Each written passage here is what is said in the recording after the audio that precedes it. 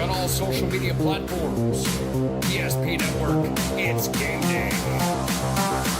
Dakota Community Bank and Trust, your trusted partner for commercial and business loans. We not only provide lending you need to grow your business, but we also reinvest in our communities. We believe in strengthening our businesses and creating opportunities for success. Choose Dakota Community Bank and Trust for your commercial and business loans, and together let's keep our communities thriving. Serving the community, looking out for you. At Dakota Community Bank and Trust, that's what we do. When facing disaster, it's not just the things we lose, but the memories. But there's hope. ServPro, with decades of experience in Minot and Bismarck, is always ready. Our certified professionals don't just restore homes, they rebuild lives. Because to us, you're not just a client, you're family.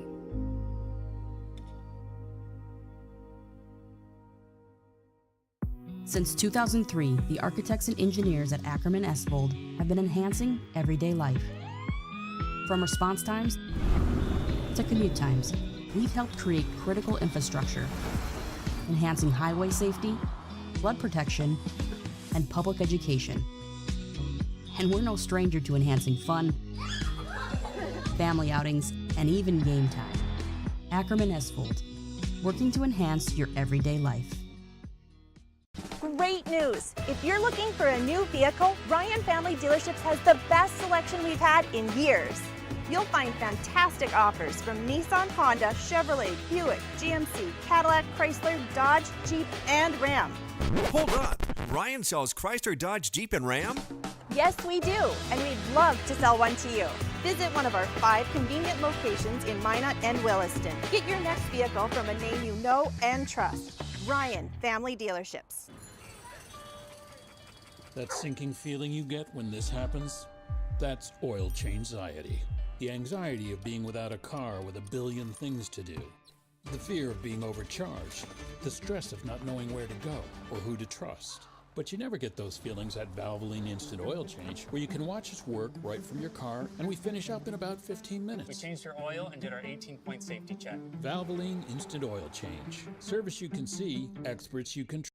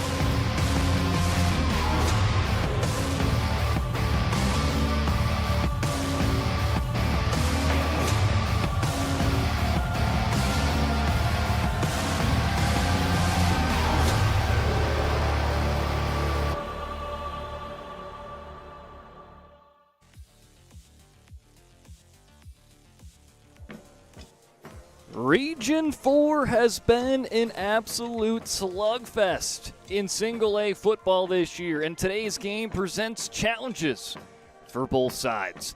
Joining you on the Valvoline Instant Oil Change pre-game show on the PSP Network from the Bijou Activity Center, I'm Brock Weidner. So, it is going to be an interesting matchup for multiple different reasons, but we're going to get to those here shortly. But we talked about slugfest of Region 4, so let's bring up those Region 4 standings on your screen as Trinity warming up and getting ready for this one. Killdeer was a team that gave Trinity their first loss of the season, as Killdeer at the top of it, 4-0 in region play. Southern McLean 3-0. Those are your 2 undefeated teams right now. The target's on their backs.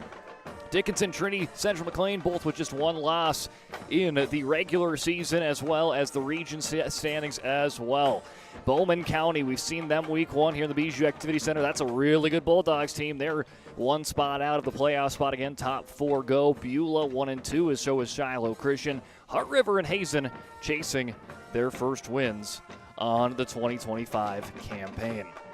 Now let's move on over to the media polls. There's a lot of moving and shaking. Only one team remained where they were a week ago, and that is your top seed, the Cardinals of Langdon area. And really, when the season started, that was the team that had probably the least amount of question marks coming into it. I think they started the season number 2 because Valva Drake and Moose Garrison was last year's champs, and that was a big reason why they were up there. But again, that Langdon team had probably the least amount of question marks going into the season. Right now, at around the halfway point, they are your undisputed number 1, all 17 first-place votes this week. Valva moves up 2 spots back to number 2. Killdeer, after defeating Dickinson Trinity, took Dickinson Trinity's spot as Trinity was there last week at number 3. Killdeer is now number 3 this week. Park River area moves up a spot to number 4. And Ellendale Edgeley Colm from number 2 down to number 5. Receiving votes, Trinity drops from 3 to quote-unquote number 6. Botno in the mix. Southern McLean again undefeated there in Region 4. And Hillsborough Central Valley and DLB undefeated as well. Round out your teams receiving votes. Well, a lot of good games going to be coming up this week. But hey, we got a little bit of an early dose coming your way. Some Thursday night football here on the PSP Network, and we're going to start diving in to more of the Valvoline pregame show when we return. Heart River and Dickinson Trinity. Wondering whether you need wealth management? Wealth management is a multifaceted offering that should provide opportunities for growth and security. At BNC National Bank, we pride ourselves on putting your priorities first and providing practical, objective financial advice. Our team can help you assess your goals and take stock of your assets to determine whether wealth management is right for you. Speak to a member of our team today to learn more. Member FDIC. This presentation on the PSP Network is proudly brought to you by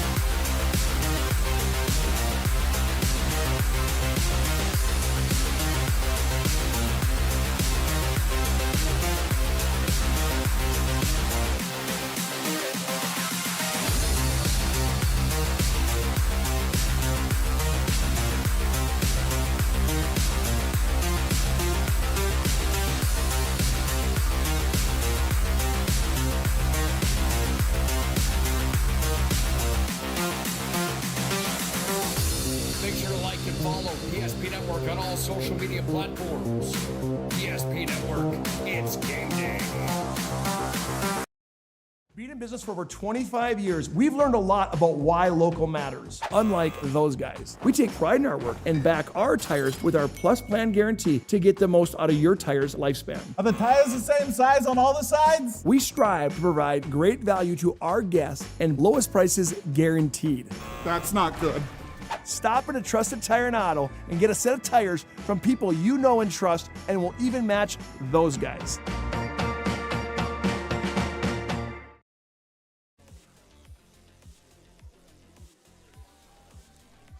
This pregame show brought to you by Valvoline Instant Oil Change. This is your locally owned oil change headquarters. 25 years of the Lundins, taking care of people. Local actually matters.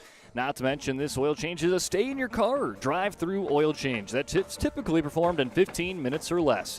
You can find them in the magic city of Minot or the capital city of Bismarck. It's Valvoline Instant Oil Change. As you saw there, a good shot from our camera group here as got some flag football going on in the distance. It is very busy here in the Queen City today. You got flag football just around the BAC.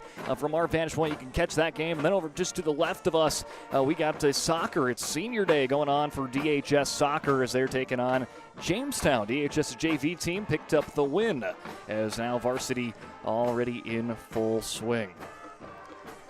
Well, now, as I alluded to earlier, there's some interesting challenges for these two squads. And we're going to start with Trinity. We're going to start with the home team Titans. They're not only coming off their first loss on the year, but it was a very odd game because it was a game that was not finished on Friday. because of weather. They had to resume the game on Monday. So you end the game with 5 minutes left in the third quarter. Dickinson was leading at that point 15-13 because of a safety right before the lightning delay. And they had to just kind of sit around, wait. They initially, after enough lightning, they said, okay, that's going to be it. We're going to resume back. There was concerns they were going to get it on Monday because there was chances of some weather, but they ended up saying, hey, no, we are going to get it in on Monday. They did, but for Trinity, it was a heartbreaking loss. It was back and forth there at the end, but Killdeer got the ball. They needed a touchdown to pretty much win the game. 4th and goal at the 18. As with about 10 seconds left, their quarterback in pressure just heaves one into the end zone. And the rest is history. Killdeer stays undefeated. Trinity was handed their first loss. And so not only did you come off of a game where it's a heartbreaking loss for Dickinson Trinity, but then you're going on short rest. You played basically almost a half a game on Monday. You rest Tuesday and Wednesday, and you're back at it on Thursday. So it's a very interesting challenge here for the Titans, and it's going to be interesting how they can how they're going to be able to perform again. It's going to be one of those ones. It might be a little bit of a grueling game here for the Titans in that short turnaround, but next week is their bye week, so you know they'll be taking full advantage of that. They just need to try to get by the Heart River Cougars. For the Heart River Cougars, they have had 4 different head coaches in their last 4 seasons. They've also have a small roster size compared to 11A schools. Their roster size is very similar to a 9-man team. They have 25 kids, and as I was counting them here, 19 are suited up with some injuries that this team has partaken in. So not only are they one of the smaller 11A teams roster size to begin with, they're also kind of dealing with even a more limited deck. 19 kids suited up here tonight for the Cougars. New head coach, though, Jerome Hoffman, looking to move. He was looking to move some players around this week with those injuries, seeing if he can find that missing ingredient, find that spark, and try to capture their first win on the year. And for them, hey, this would be a big one because Heart River has never beat Dickinson Trinity in their program history, and hey, you're catching them on limited rest. It would be a big upset if the Cougars could capture the victory, but it would be a big one, a big kind of program-defining win for Hoffman and Heart River. Well, we are going to dive in to players to watch, keys to the game, and much, much more still to come on the Valvoline Instant Oil Change pre-game show when we return on the PSP Network.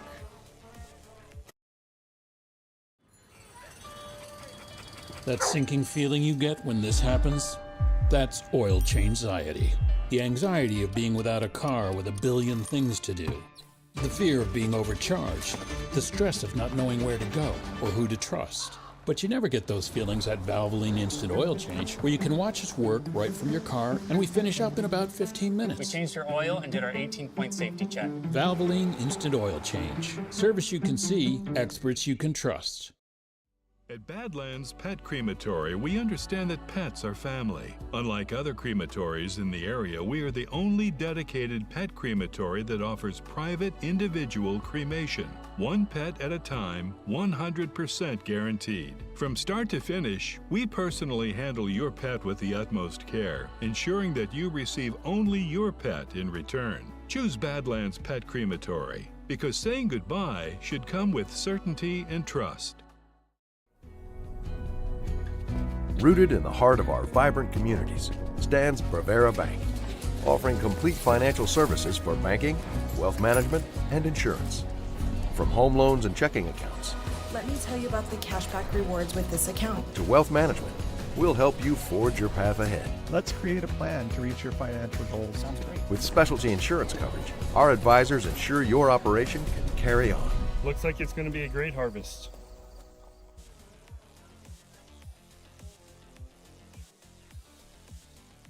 The Bijou Activity Center here in the Queen City here on a Thursday night. Some Thursday night football in Region 4 as Heart River taking on Dickinson Trinity. Heart River coming off of the program's best record since 2016 last year. They were 3-6 a year ago. They're looking for their first win on the campaign of the 2025 year. 0-4 this year with a tough schedule, though, to start the season with losses to Killdeer, Bowman County, Beulah, And now, most recently, Central McLean, an 0-42 loss last week.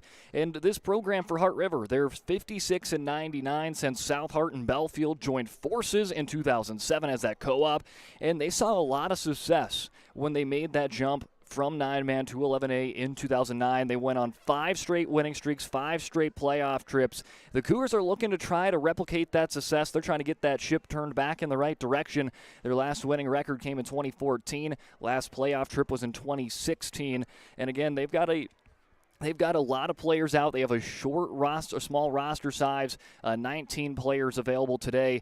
And this Heart River team seeing if they can try to stun Dickinson Trinity at home. On the opposite side, Trinity has been dominant as possible. 8 playoff trips in the last 10 seasons. This season they're on pace to make the postseason once again. The Titans are 75 wins, 47 losses under John Oderman. They captured that 75th win in exciting fashion just 2 weeks ago right here at the Fisher Field against Central McLean, as that one was a thriller. Trinity 3-1 this year with wins against Bowman County, Shiloh Christian, Central McLean, before falling in an unorthodox game again that had to be resumed on Monday. Fell in heartbreaking fashion on the final couple seconds there to Killdeer 23-27. These two teams, they've met 7 times before. The Titans hold a perfect 7-0 record versus Heart River. Last year's meeting, though, was the closest bout between the two, ending 44-22. Here's an interesting tidbit. The Cougars scored the first 22 points in that game. The Titans scored the last 44, and the Titans would go on to secure a playoff spot last year after the win. All other meetings between these two were separated by 30 or more points. The Cougars' 22 points last year was actually the most with all the previous 6 meetings combined that they scored against the dominant Trinity Titans. As we are getting closer to opening ceremony, so we're just going to stay right with you right here on the Valvoline Instant Oil Change pregame show, and we are going to jump right into players to watch. There's going to be a lot of fun athletes here to keep an eye on, and let's take a look at the visitors tonight. And you got to keep an eye on Shane Stroh. Shane Stroh, an all-region player last year, and he's going to be fun. He's in jersey number 6 there in the white and navy, so keep an eye on Stroh tonight. He's going to be a big key there on the ground.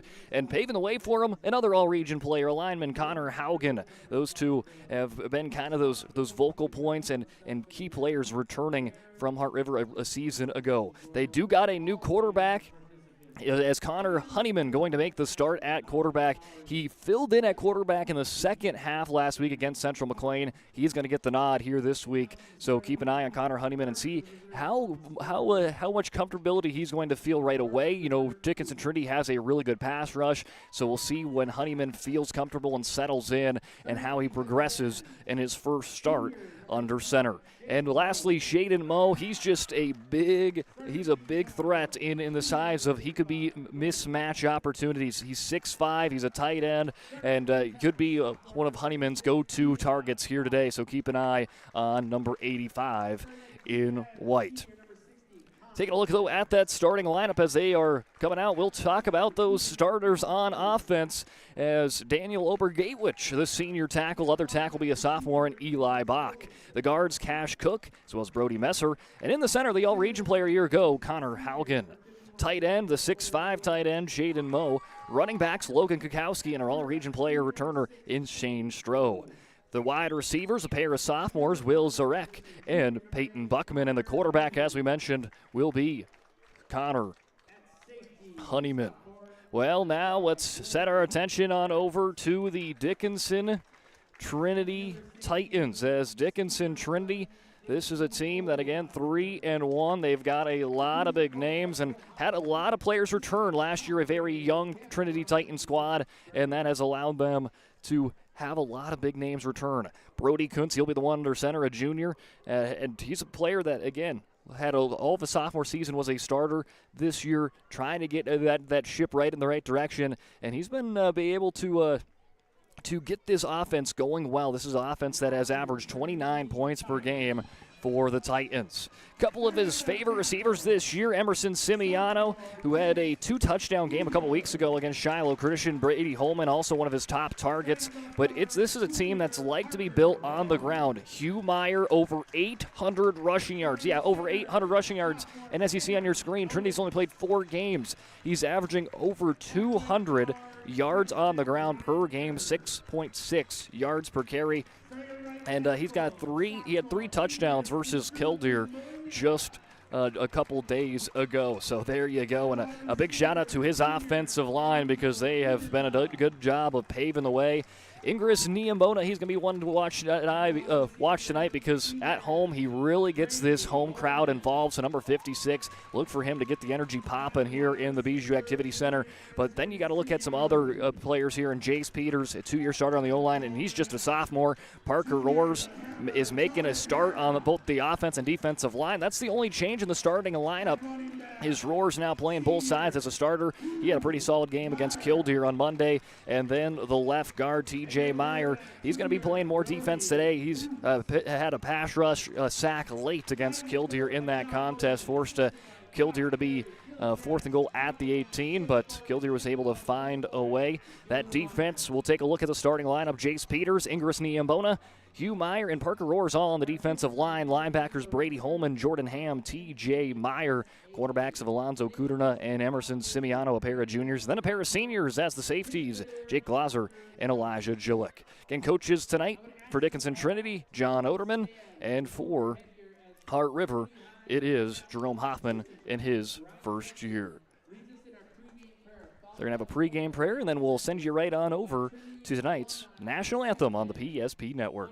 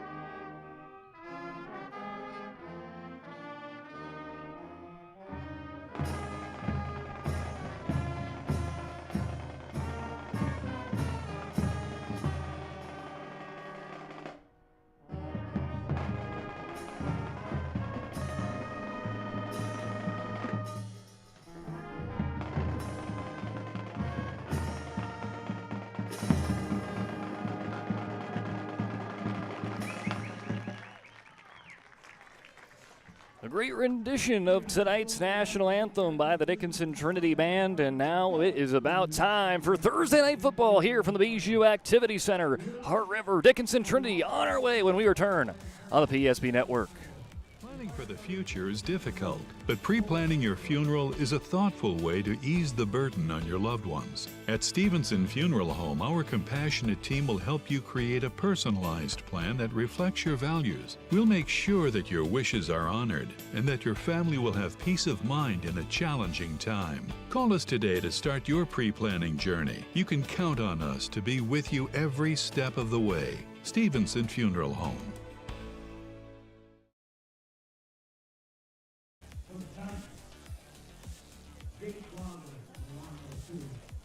Thursday night football here on the PSP Network. Heart River taking on Dickinson Trinity in a bout of Region 4. This region has been a tough one. Again, only top 4 go out into the playoffs. We're towards the halfway point.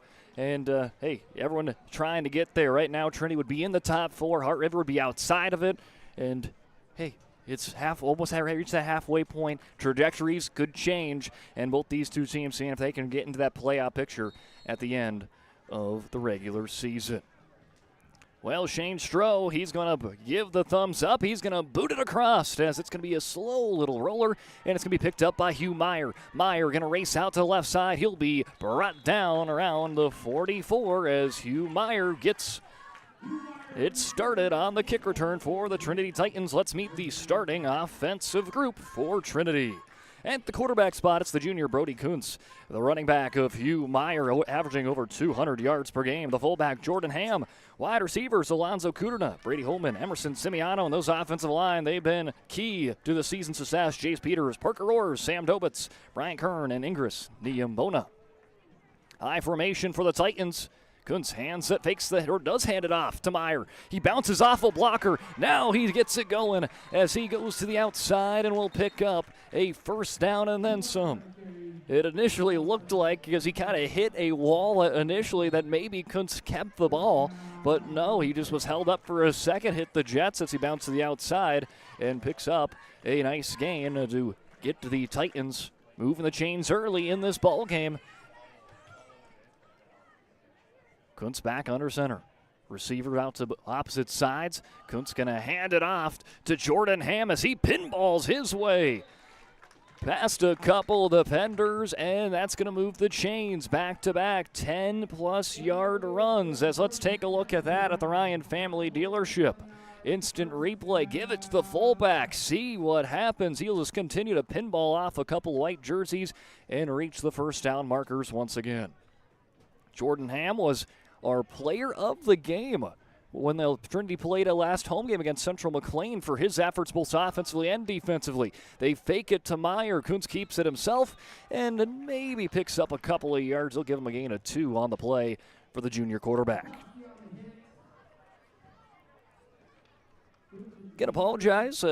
Don't have a running clock on your screen as some new technology enhanced, but we'll get that figured out in the future. But right now, at least we got the score on there for you. We'll get that, make sure that's updated every time a touchdown or score is put on the board, as they'll try to hand it back off to Meyer. He'll be eventually pushed down by Shaden Moe with the last one to bring him down, and that's going to bring up 3rd and short for the run-heavy Dickinson Trinity Titans. Titans, they know that that's their bread and butter. Keep it on the ground. They can pass it too. They've got plenty of playmakers, but then that run game sets up that pass game because you're so worried about Hugh Meyer and Jordan Ham in the backfield. Meyer will cut up right away. He'll go north-south running, and that's going to pick up about 3 or 4 on the play. He just needed 2, so that will, again, keep the Titans trending in the right direction. Another Dickinson Trinity first down. Another Titan first down. Let's talk about that starting defense for Heart River. That front line, Shaden Moe, Brody Messer, Eli Bach, and Connor Haugen. In that front line, linebackers of Cash Cook, Logan Kukowski, and Daniel Obergawich. As Kuntz looks back to throw, he's going to heave one near the end zone, in and out of the hands of Alonzo Kuderna. He had it there. If he could have hauled it in, it would have resulted in 6, or unless they would have marked him at the 1, but either way, just could not quite hold on to that one was Kuderna. Defensive backs for the Cougars, Shane Stroh, a senior, Connor Honeyman, the junior, and then it's a sophomore, Will Zarek as a safety, and Dayton Olheiser is the other safety there in his senior season. 2nd and 10, just outside the Serve Pro red zone. They'll hand it off to Meyer. Meyer sheds a tackle, tries to get to the outside. He'll bring a couple of Cougars with him before finally being brought down on the play by Cash Cook with the tackle. And that's what Hugh Meyer brings to the table. He can make a 2-yard run look highlight-worthy. Shedding a couple of tackles, goes in the positive direction there. Make it 3rd and about 7. Quick little pass out, a little screenplay for the Titans. Not going to go anywhere as Cash Cook with back-to-back tackles for the Cougars. They go back to Kuderna. Again, Kuderna was almost hauled in a touchdown on this drive. They'll go back to him, get him a reception, and make it 4th and 5 as the Titans have entered the Serve Pro red zone. First trip to the red zone. Let's see if Trinity can put some points on the board with it as Kuntz in the shotgun. Looking to pass, and it's intercepted. Picked off by the Cougars. A big interception, and it's from the Cougar quarterback, Connor Honeyman, with the interception. There you see the emotion for Honeyman, who's making his first start under center on offense. And hey, you're pumped up to be the quarterback. Might as well make sure you get that ball sooner than later, pick it off, and get right to work on the offense for Honeyman. This Hart River team, again, not too far from South Hart. Again, at South Hart Belfield, you'll see a lot of familiar names. Honeyman is one of them that they've spent some time in the Dickinson area, that's for sure, as Honeyman hands it off. Stroh shakes the tackler, eventually brought down by Jake Glaser and company as a flag comes out.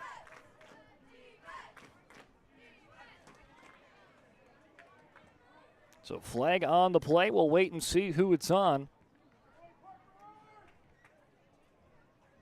It's going to be holding on the offense, as there's the indication there. So move the Cougars back a little bit. Again, let's meet that starting Cougar offense. Tackles of Daniel Obagewicz and Eli Bach. The guards of Cash Cook and Brody Messer. The center tonight is the all-region Connor Haugen. The 6'5 junior tight end, Shaden Moe. Running backs, Logan Kukowski and Shane Stroh. A couple of seniors, a couple sophomore wide receivers, Will Zarek and Peyton Buckman. And that quarterback again, Connor Honeyman. I remember when Connor was very young. His dad actually taught at the elementary school that I went to, so there's that connection there with the quarterback for the Cougars. As Honeyman under center. Hands it off to Stroh. Nice little sidestep there for a positive gain for Shane Stroh. Yeah, he's an all-region player for a reason. There's a nice little pickup to erase that penalty and get back to the initial line of scrimmage, and then some. Will bring up a 2nd and 9. So a gain of 6 for Stroh. And that's what the Cougars wanted to see right away. You get the big stop against Dickinson Trinity. Now you get this offense going, and you want to try to get this first down right away. Get the wheels turning in the positive direction. Again, Hart River's looking for their first win this year. They've never beat Dickinson Trinity. They're hoping tonight's the night for the Cougars. Honeyman fakes the handoff, rolls to his right. He'll pass it off to Moe as the 6'5 tight end hauls it in for a gain of about 1. Well, they're going to give him a gain of 4. Initially, they were marking him around about 1 or 2 yards, but it looks like they'll give him a couple extra. 3rd and 6 coming up for Shane Moe and the Cougars after his first reception. And there you go, Connor Honeyman, his first completion as a starter. Again, he came in as the backup quarterback late last week against Central McLean.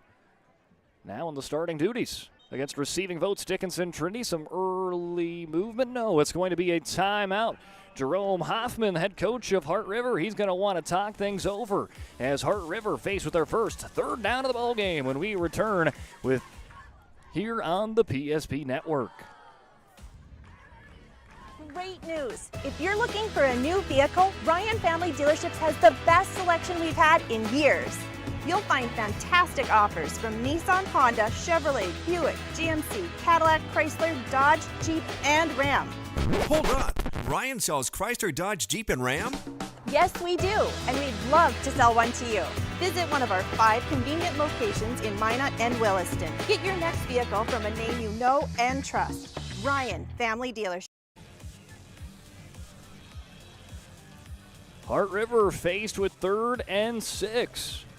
After Connor Honeyman came up with the interception, now seeing if he can try to lead his Cougars to keep their offense moving in the right direction. After the First International Bank and Trust timeout, just around a halfway point here in the first quarter, 6:48 remaining in the first. Third down for Honeyman. He drops back to pass. He's just going to heave one up in the air, and it drops into the breadbasket of Shane Moe for the first down. Hey, that is just trusting your quarterback there for Jerome Hoffman. You know, Connor Honeyman, he's been more of a wide receiver in his varsity career, but hey, he's making the start at quarterback. He's all in right now, and he's locked in. A beautiful throw to Stroh for a Cougar first down. A little bit of a chilly Thursday night here in the Queen City, but they're going to be this Fisher Field Bijou Activity Center, they're going to be loaded with games this week. We'll get to that here after this one. Honeyman stomps his foot. Stroh in motion. He'll hand it off to Stroh on the jet sweep. He hesitates, now hits the Jets, trying to get to the outside, and he'll be brought down by Jordan Ham. Again, you got Dickinson, Trinity, and Heart River here on a Thursday night at the Bijou Activity Center. Tomorrow night, you'll have Dickinson High taking on Central Cass for the Mavericks homecoming. And you can catch that right here on the PSP Network. We'll have coverage of that one. And then wrapping it up in a busy 3-day run at the Bijou Activity Center, they're going to have Dickinson State host Carroll College. So this group here at the Bijou definitely going to be busy. That is for sure. 3 straight football games on back-to-back-to-back days from Trinity to DHS to DSU. Honeyman brings up his foot, fakes the jet sweep out to Stroh. He's going to keep it himself, and he'll be wrestled down by a pair of Titans as TJ Meyer in on the tackle. And Parker Rohr's in there as well, but it's enough for another Cougar first down. Honeyman moving the ball well. A couple of first downs for the Cougars. 5:40 remaining in the opening frame. Again, those interesting challenges we brought up in the pregame show. Dickinson Trinity coming off a short rest.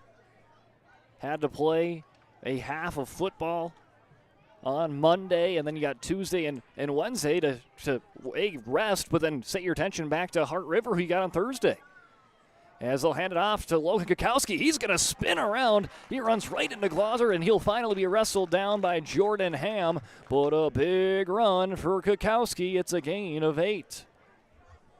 Look at Kukowski get hit right here. He spins out of a tackle and continues full steam ahead. A gain of 8 for the senior running back on his first carry of the ballgame. But no, it's going to be brought back. Didn't even see the flag, but it's going to be an illegal motion on the offense. So take away the 8-yard run by Kukowski as they were sniffing midfield, and instead will be now near the 30 once more. It's not what Heart River wants to see. Again, their keys to the game is play clean football, and you want to play ahead. You want to be that first team to score. You don't want to be playing from behind with Dickinson Trinity. Honeyman,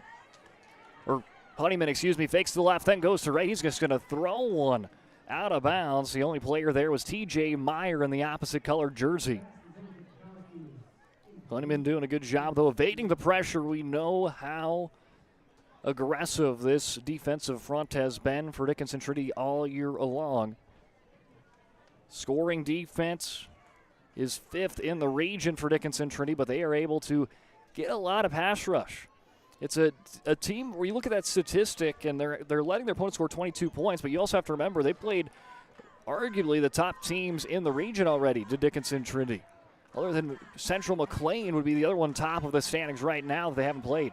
Shane Stroh, little hesitation, now hits the Jets. He will weave in before Gillick wrestles him out of play.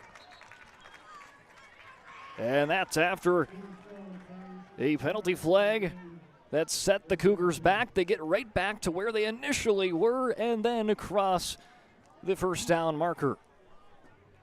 Now they're getting back into right near midfield. This has been a well-orchestrated drive for Hoffman's Cougars with 4:33 remaining in the first quarter. One of the smallest roster sizes you'll see in 11A. 25 players, but only 19 are suited up tonight for the Cougars. They'll hand it off. Stroh fighting forward as he falls forward for a gain of 2 on the play. Actually, going out of the pile there was actually Dayton Olheiser. So Dayton Olheiser actually was the one to get the carry. Olheiser races a lot of dirt track here in the Dickinson area, right at Southwest Speedway. Racing the Legends division, but now has moved up to the Modifieds. And now here on the football field representing Heart River Cougars is Olheiser. Dots the I. Instead, they'll give it to the fullback of Kukowski. Kukowski barrels through near the first down marker. It's going to bring up 3rd and short for Heart River. Logan Kukowski looking good at that fullback spot. And hey, when you watch college football, you watch NFL, fullback's a position that you don't see very often anymore, but in high school football, especially with these two teams, you'll see that fullback quite often. Kukowski here for Heart River, and then when the field switches, you'll see Jordan Ham be a big part of that Trinity offense as well. 3rd and short. Honeyman before, oh no, he does get the ball handed off as he had a Dickinson Trinity Titan on his back. He somehow gets the ball off to his running back, but only it will be a loss of 1, but it could have been a lot worse for the Cougars. Titans just jumped out to the line very well. Got a good jump on it. And we're in Honeyman's pocket right before even Honeyman could even get the ball off. 4th and 2. Cougars ready to roll the dice. And counter Honeyman with a hard count. Was that Legacy last week as number 2 Legacy defeated number 1 Davies. And their quarterback, Brody Weigel, perfected the hard count. There you see Connor Honeyman, and there you see the emotion.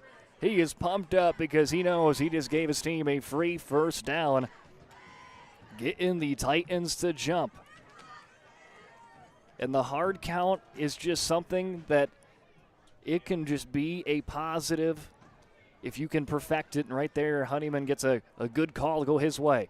He'll roll out to his right. Lots of pressure. He's going to continue to scramble. He'll just throw one in the dirt as he is brought down by a couple of Titans that were able to chase him down. Jace Peters, the first one to get there.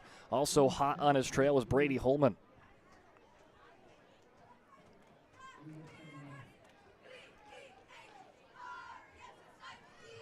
What's right for in that sense for Honeyman is, again, he's a former wide receiver. You know, he's an athletic kid. He's got some wheels to try to avoid this hard pressure defense for the Titans as 2:07 remaining in the opening quarter. 2:07 in a stalemate of a game thus far. Both teams seem they could be the first ones to reach the scoreboard. Good drive, though, for the Cougars. Honeyman fakes the handoff. He's going to just heave a ball in the direction of Mo. A couple of Titans run into each other as Gillick and Holman almost pick it off, but instead it will hit the dirt. Let's take a look on the Ryan Family Dealerships instant replay. Look at that. Honeyman somehow gets away and just going to throw one as he gets hit. But the Titans run into each other on defense, allowing that ball to hit the turf and allow the Cougars to keep this offensive drive alive.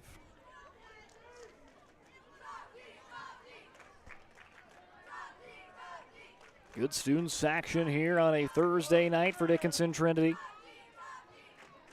Seeing if they can help their Titans here on 3rd and long. Cougars pitch it out to Stroh. He'll try to shake and bake, but he'll be brought down by Jake Glauser, Jordan Ham, and company. All in on the tackle. Gain of about 3 yards for Shane Stroh. 4th and 7. You know Hoffman and the Cougars probably going to go for it. Let's see what they draw up here, as Connor Honeyman already over talking to Hoffman. They'll make a change, at least in the wide receiver spot, as Dayton Olheiser checks in for Peyton Buckman. And 4th and 7. Coming up on their way. Ball at the 37. here in the first quarter, 1:53 remaining in the opening frame. Pressure gonna come. Honeyman stands in the pocket, puts up a ball, and it's intercepted by the Titans. Intercepted by Elijah Gillick. He's got some blockers, and he's all by his lonesome to the 30, to the 20. No one's gonna beat him. He's in the end zone. 4-6, a pick six for Elijah Gillick.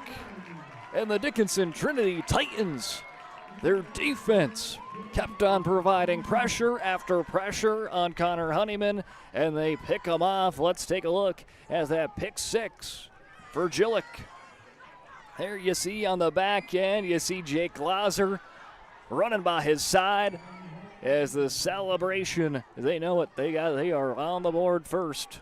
6-0 Dickinson Trinity with 1:37 remaining, and that was a big interception there for Gillick. It was a pick six that he ran 60-plus yards to get into the end zone.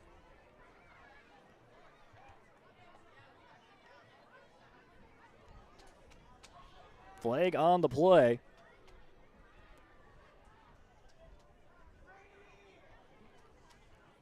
Again, these two teams, opposite sides of the standings, but this has been a fun start to this game.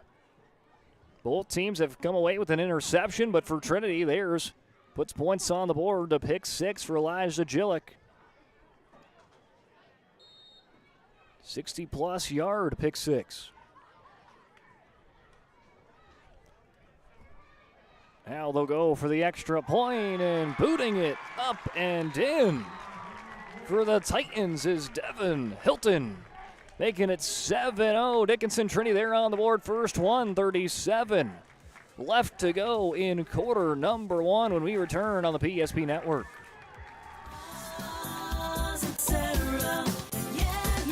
Spas Etc. is excited to introduce the addition of the Master Spas line, including the Michael Phelps Swim Spas. Enjoy the relaxing health benefits and enjoy 0% financing up to 72 months or up to $5,000 off on all spas and swim spas. You'll also find $2,000 off the MSRP on all pools and saunas. Come check out the outstanding lineup of Master Spas at Spas Etc.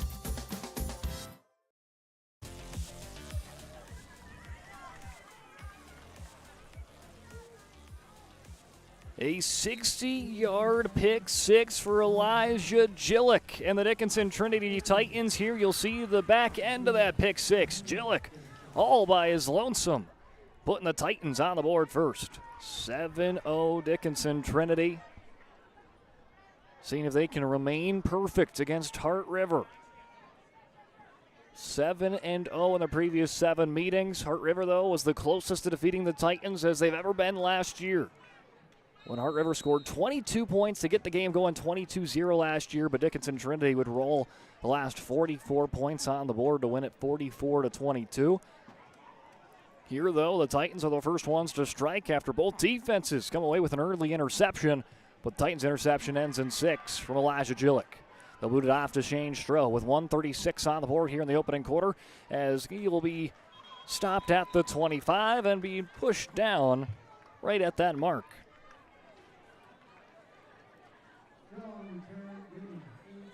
In on the tackle, a couple different Titans as they'll march off onto the sidelines. The good special teams unit makes the stop, and they'll send the defense back out there. They're also going to keep in Denver Grosseluk, as he was about to come out after that special teams play, but they said, oh, we're going to keep you in there. He's on the far side. Top of your screen there, 91. In red, Honeyman hands it off to his back of Stroh, and Stroh fighting with Jordan Ham, seeing if he can fall forward. Ham going to make sure he doesn't fall forward there.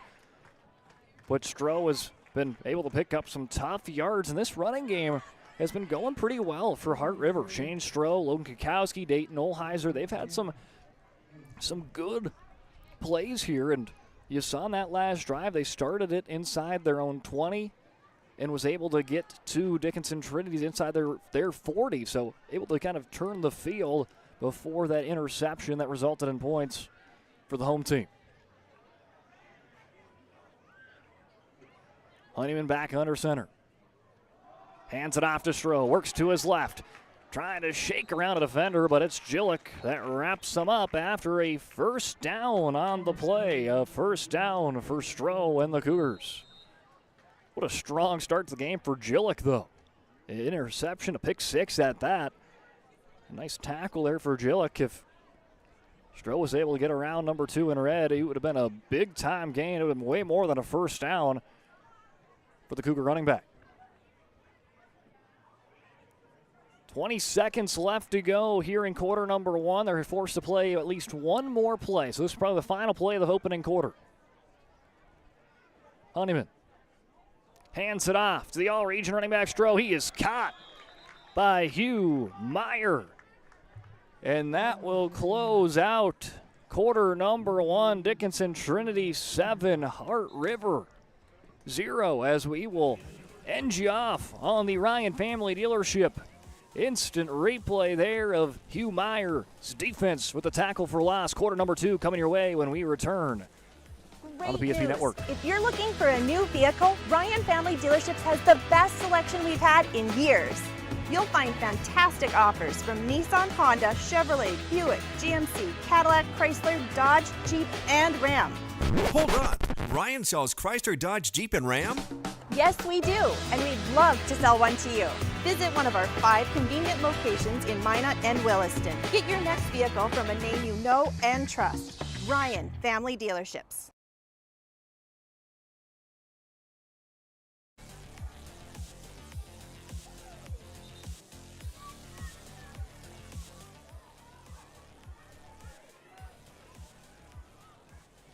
Dickinson Trinity leads over Heart River 7-0 as the Cougars back with the ball. 2nd and 10 coming up for Heart River as they'll be now moving left to right across your screen. It was Hugh Meyer with a tackle for loss to bring us up to 2nd and 10 to start quarter number 2. So second quarter on our way. As Stroh cuts back up the field, he's going to make a tackle or miss before finally being brought down by Emerson Simiano. But Stroh has continued to have a solid day. Look at him bounce to the outside, bounce back into the inside. Almost gets tackled by Grosseluk and then eventually brought down by Simiano as they will pass midfield and into Titan territory for the second time today. Back-to-back drives kick off this game for the Cougars in Titan territory. But right around here is where their drive had ended into their first drive of the day after it was an interception turned into a pick six. But Logan Kukowski, another full back dive for the Cougars. He has been kind of that power back. I mean, Stroh has been a little bit of that everything back. He's a power, he's a speed back, whatever you need him. He's just an all-around phenomenal running back. And then you got Logan Kukowski, who's kind of your power. He does not go down easy, and that's the reason why he's kind of that fullback spot. Then you got Dayton Holheiser, who's a little bit of the smaller back out of the 3. And he's the one back dotting the I right now. They'll give it to Holheiser. He will shimmy and shake his way for a gain of 3. Almost ran into a Titan defender accidentally who kind of just got tripped up.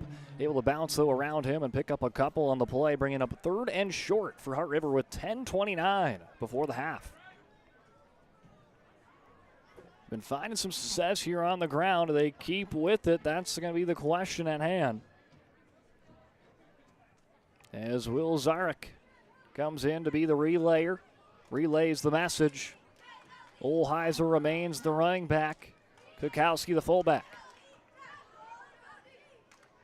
Honeyman hands it off to Holheiser. He is tripped up for a loss on the play. Nothing going there for the the Cougars. Titans defense again providing that pressure, running right past the offensive line. Time of the snap to perfection. Move it back a couple of yards, and that will make it 4th and 4.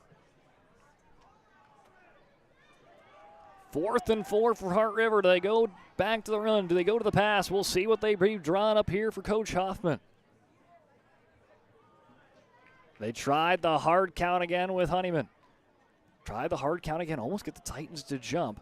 Now Honeyman steps up, goes back down, and timeout going to be taken for Jerome Hoffman and the Cougars. Honeyman was seeing if he could get the hard count, could not quite. 4th and 4 coming your way for Heart River when we return on the PSP Network. Nobody thinks about personal injury until it happens. But when injury strikes, so will your bills and the turmoil and everything you'll miss out on. It's a mess and you need someone to help it all make sense. That someone is Schweigert, Clemene, and McBride. We know the territory and the process, and we work smart and hard to get you results. It's easier to get back to normal knowing there's a team behind you. We're the ones the other side doesn't want you to call. We're on your side. We're Schweigert, Clemene, and McBride. That Dickinson Trinity defense held the Cougars back on a 3rd and short. Now the Cougars faced with a decision here for first-year head coach Jerome Hoffman. 4th and 4 on the way for the Cougars. Honeyman pitches it out to Olheiser. He's following Kukowski. He's near the first down marker. But they're going to say, believe a yard short. Yes, a yard short on the run from Dayton Olheiser. Will take a check out here. They elect to go with the pitch play. They needed 4. They got probably 3.5 yards. As Dickinson Trinity's defense makes another stop on a good drive for the Cougars. Cougars have set up back-to-back solid drives on offense, but the Titans have kept them off the scoreboard. Now they'll pitch one out into Hugh Meyer. Meyer's just been tough to tackle, as this is only the Titans' 2nd offensive possession. First one ended in an interception in the Serve Pro red zone, and then they had a pick 6 in that first quarter. Now in quarter number 2, they'll come back to have their first offensive reps of the quarter, 2nd of the game. 8:50 remaining in the second quarter. 2nd and 6 coming up after the Hugh Meyer 4-yard run. They'll fake it to Meyer. Kuntz weaves through pressure. He's trying to shake around a defender. He is wrestled down to the ground by Daniel Obergewich.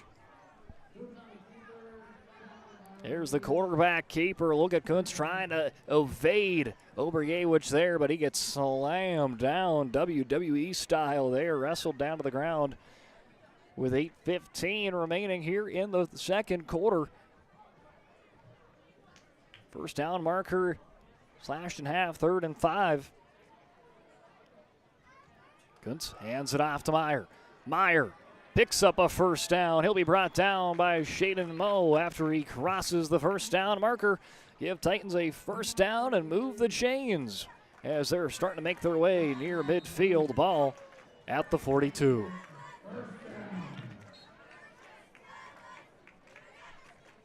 Titan first down, much to the liking of the Titan faithful in attendance tonight here on Thursday Night Football here in the Bijou Activity Center. 7:43 remaining. They'll hand it off to Meyer. Meyer wrestled and hit hard again by Obergewich. Daniel Obergewich everywhere. You don't see Hugh Meyer stopped for a loss a lot, but there's Obergewich goes undetected by the offensive line, and he will smother on a hit there on Meyer for a loss of about 4. Not what the Titans wanted to see. 2nd now and 14. They'll make a substitutions here in running backs. They'll bring in Jake Glaser. More of kind of that lightning option to Myers Thunder. They'll give it off to Glaser. Tries to cut upfield. Maybe picks up a yard. Some good defense being shown here for the Cougars. Connor Haugen right in the mix. Haugen and Jacob Honeyman making sure he's not going anywhere. Gillick runs on to the field. He's got the lone touchdown on the board as we are now about halfway through the second quarter. 6:25 remaining in quarter number 2. Jillick had that interception defensively, and that's been the lone score. Kuntz tries to pass one out to Meyer. It's batted out of the air by the all-region Connor Haugen, forcing 4th and 12. And Jordan Ham coming to punt it away for the Titans. Hey, Hart River, they might not have a win on the season right now, 0-4, but they are looking for that first win here tonight. And in this first half, they have laid it all on the line. Their offense is driven down the field, and their defense has done a good job as well. Have kept the Titans defensively off the scoreboard. Again, it's the Titans defense that has the touchdown, not the Titans offense. As punt will be down by Olheiser. And that's where the Cougars will set up shop. Put the ball right around the 33-yard line. Well, you say the 35. Hey, why not? Give them an extra 2 yards there for the Cougars.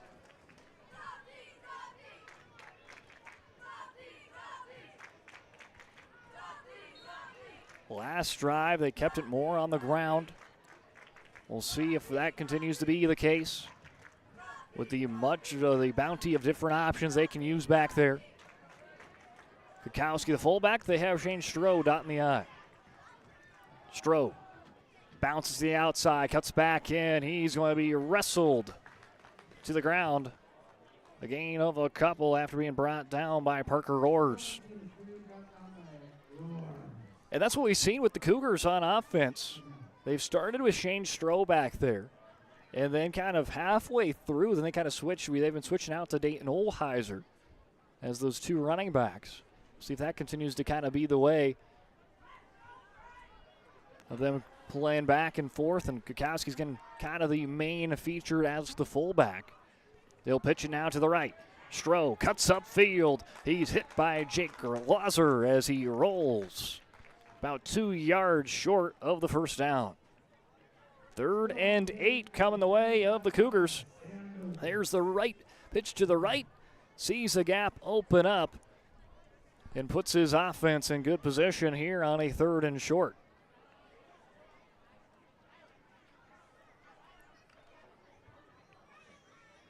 Jerome Hoffman's been having some big-time playing calling decisions here in this contest. Honeyman hands it off to the fullback of Kukowski, and he's going to go drop for a loss on the play.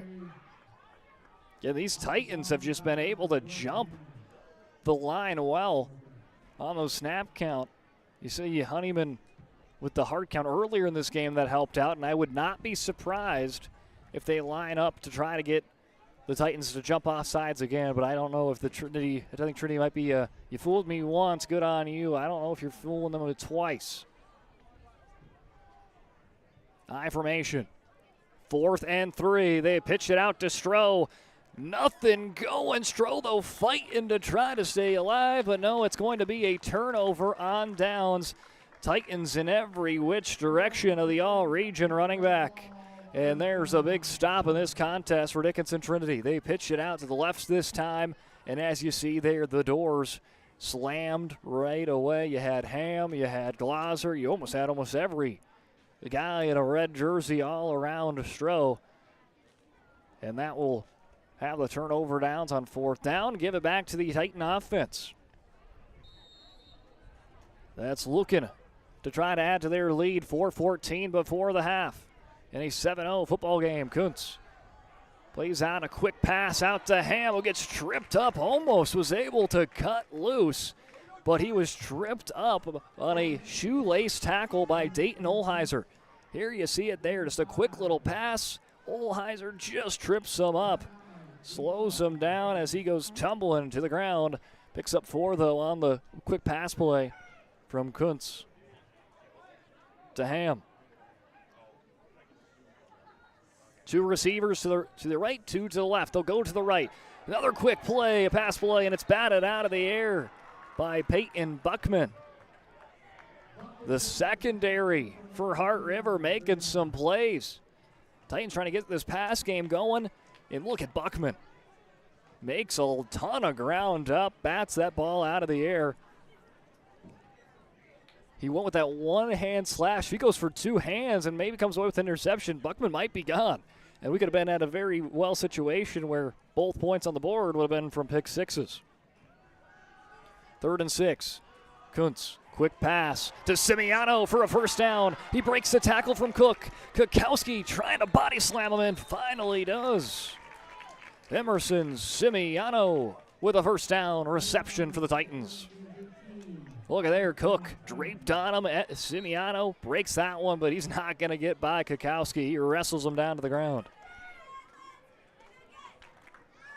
3:22 remaining in the second quarter in a 7-0 football game favoring the Dickinson Trinity Titans, who are receiving votes in this week's polls. Kuntz, plenty of time. Now going to run to the left. He's going to keep it himself, pick up a couple of yards on a positive play there for the junior quarterback. Hey, take what it's given from that defense. They're going to say he gained about 7 on the play. Plenty of time to throw that ball and says, hey, I'm just going to tuck it and run. 2nd and 3, perfect setup there in the Serve Pro red zone. 3 yards away to getting 1st and goal. They'll hand it off to Meyer. He'll shake around and he dances into the end zone for 6. Hugh Meyer tallies another touchdown on the season. This one an 11-yard touchdown with 3:01 remaining in the second quarter. Hugh Meyer has been that feature back on the offense for Dickinson Trinity, averaging over 200 yards per game.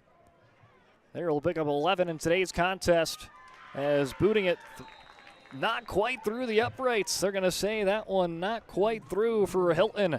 Will keep it a 13-0 game for Dickinson Trinity after the Hugh Meyer touchdown. 13-0 for the home team with 3:01 before the half.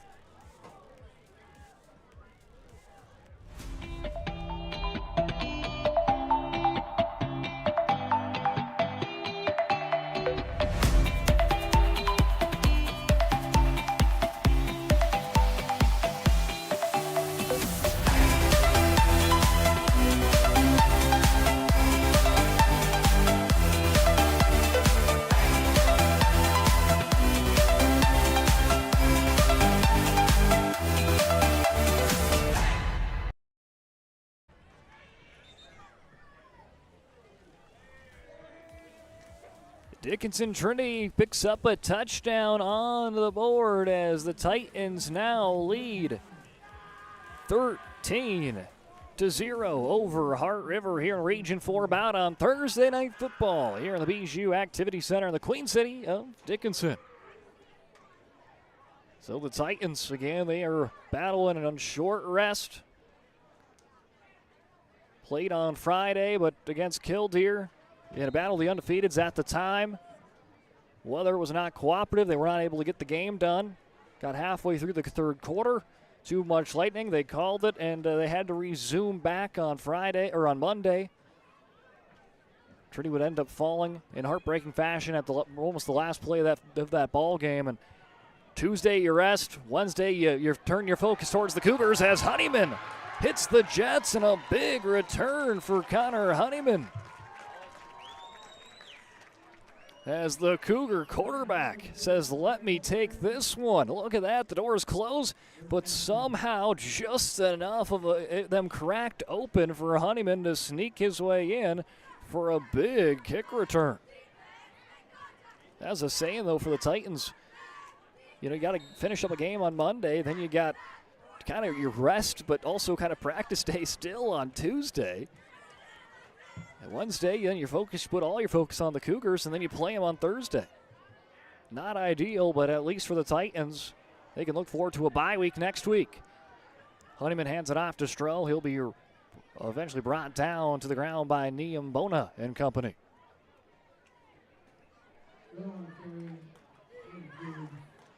Gain of 2 on the play for Shane Stroh.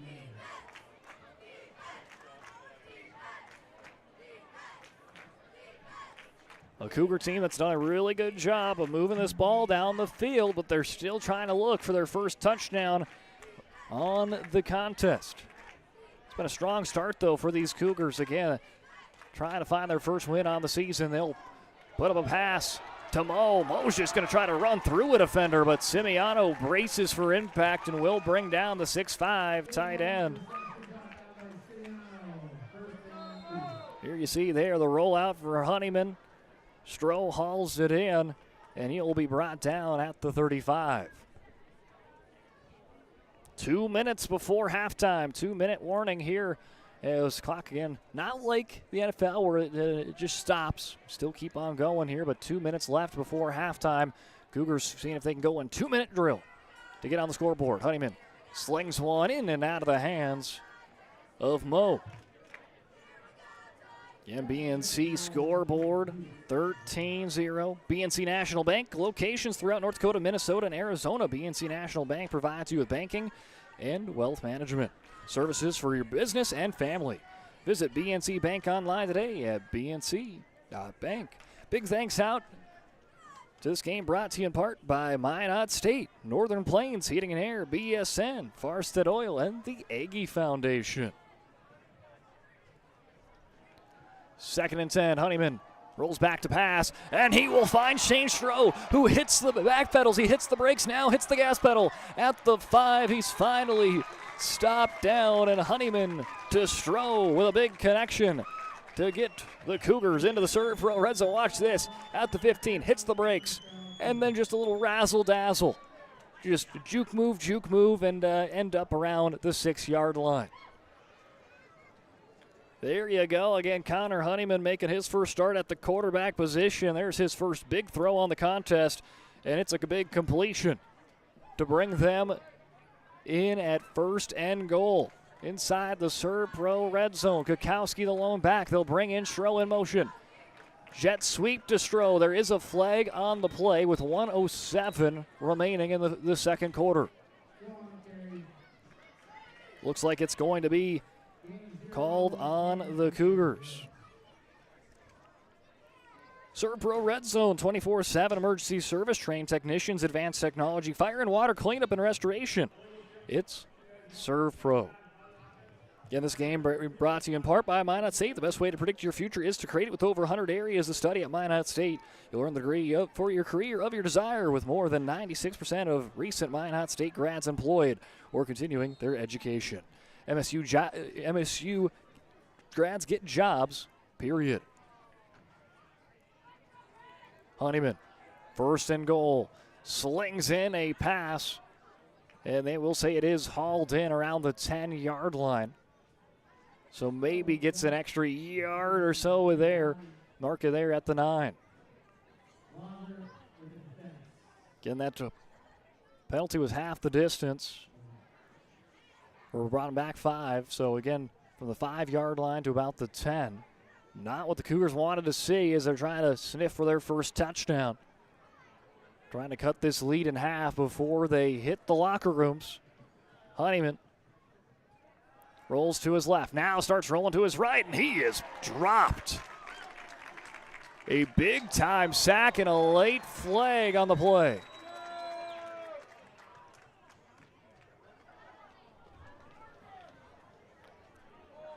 Let's see here. Look at Honeyman goes to the left, faces 3 Titans, goes to the right. He is hit hard on what would have been the sack.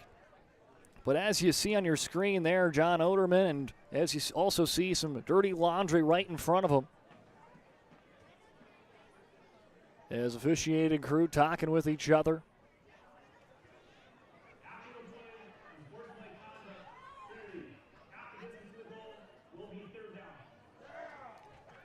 So they'll say half the distance to the goal after unsportsmanlike. So the sack counts, but then the penalty marker after will bring it back. So it's kind of like that play didn't really matter anything of yardage, as they're pretty much were exactly where they started that play.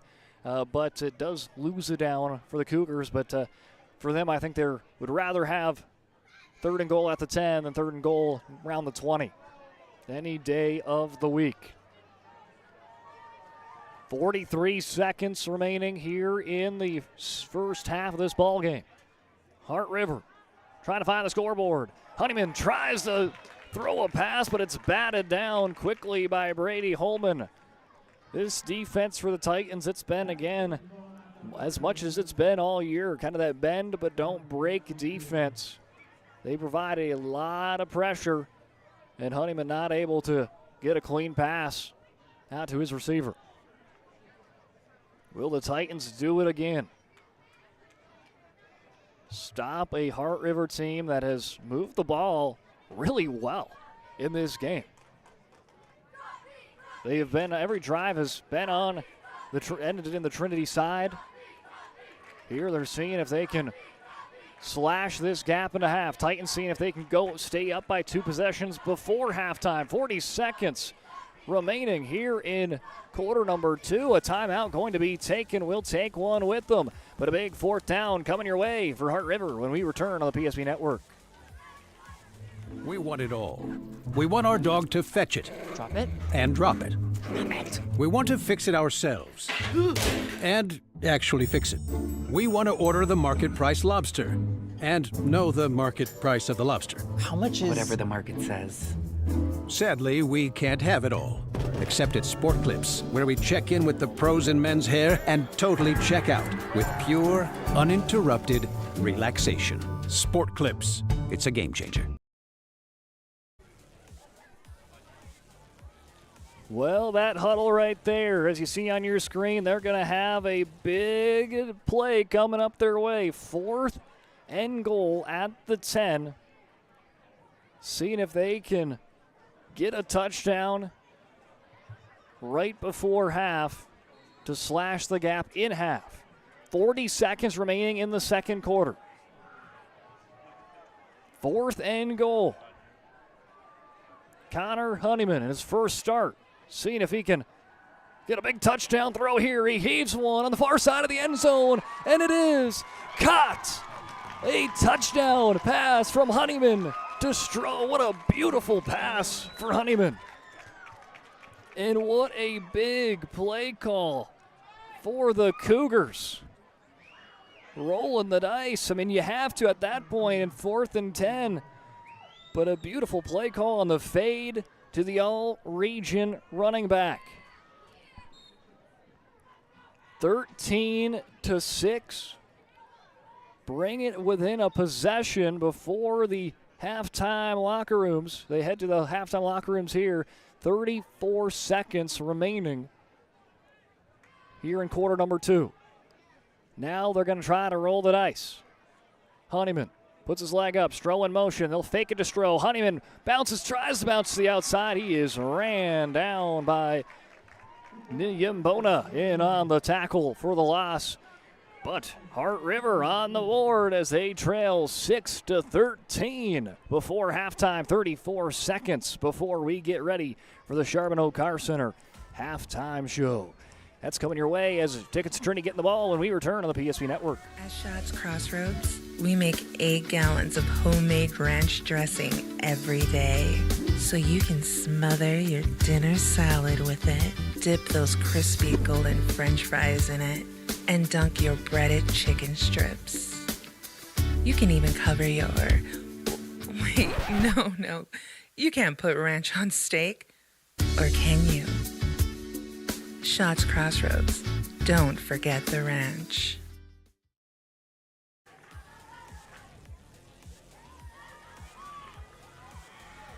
There you see the campus of DSU, Dickinson State Blue Hawks. As the Blue Hawks going to be playing right here in the Bijou Activity Center on Saturday against Carroll College. That should be a fun one. As Dickinson State off to an early 2-0 start to their season. Saw them practice a little bit today when we were getting set up for this one. As Heart River on the board, a big touchdown from Connor Honeyman to Shane Stroh, a 10-yard pass, and it was on a 4th and goal at the 10-yard line. So big-time play there for Honeyman, a clutch play there. And they will be trying to be even more clutch. An onside kick that hit off of a Titan. Who has it? Oh, they're going to say Heart River. Heart River pulls the onside kick out of nowhere. Jerome Hoffman said, hey, What do we have to lose? We're looking for our first wins of the season. Right off of a Titan into the lap of the Cougars. Hey, I have seen, in my time at the 9-man level, I've seen a team score 2 touchdowns in 15 seconds. This could very well kind of be in that same situation if the Cougars can try to score another touchdown. If they do, they're right back in this. They're already in this game, but seeing if they can maybe take the lead now before the half. Honeyman to Stroh, he's pushed out of bounds, and they're going to say late hit. Flag comes out. Late hit going to be tagged on Brady Holman. And just some frustration here for the Titans as the Cougars have came here to play.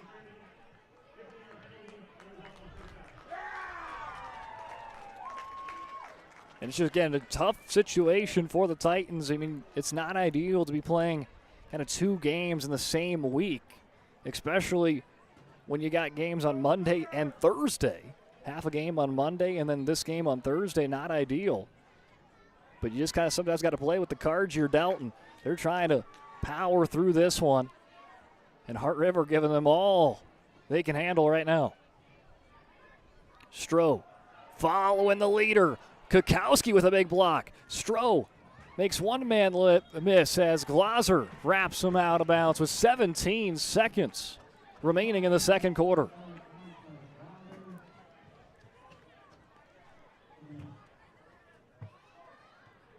Stroh with a gain of 4, 17 seconds left here before halftime. Ball at the 27.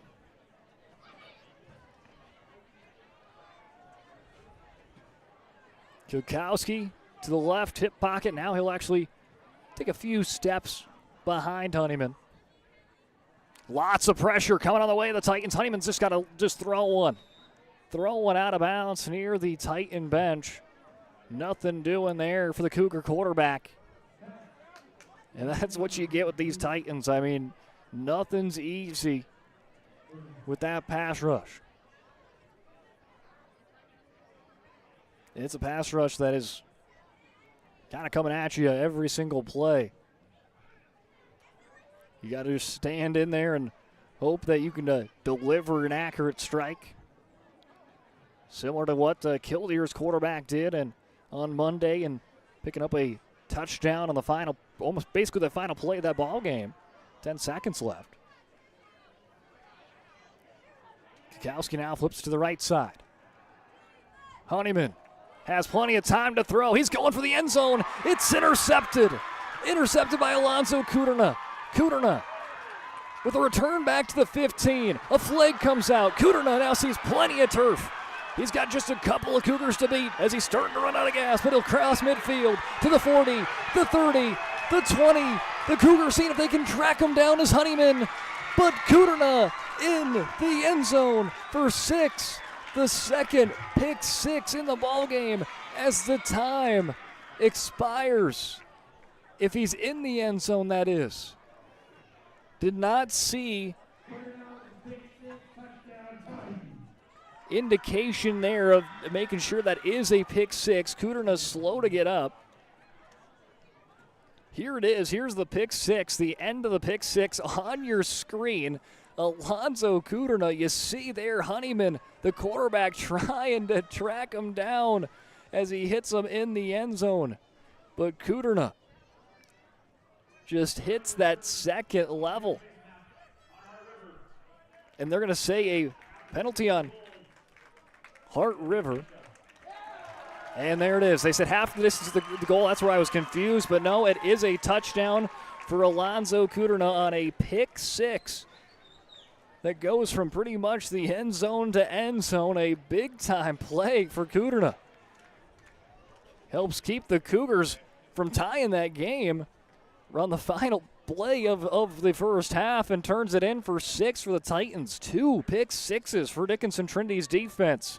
A big part of them leading 19-6. And now a 2-point conversion coming up for Trinity.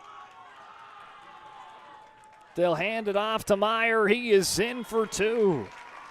21-6, and on the final play of the first half. It's a pick six for Alonzo Kuderna. Again, from end zone to end zone, and the two-point try is good, 21-6. Let's take a check at it right here once again. Kuderna off to the races. Gives the Titans a little breathing room as they head in to half, 21-6 here on the PSP Network. This presentation on the PSP Network is proudly brought to you by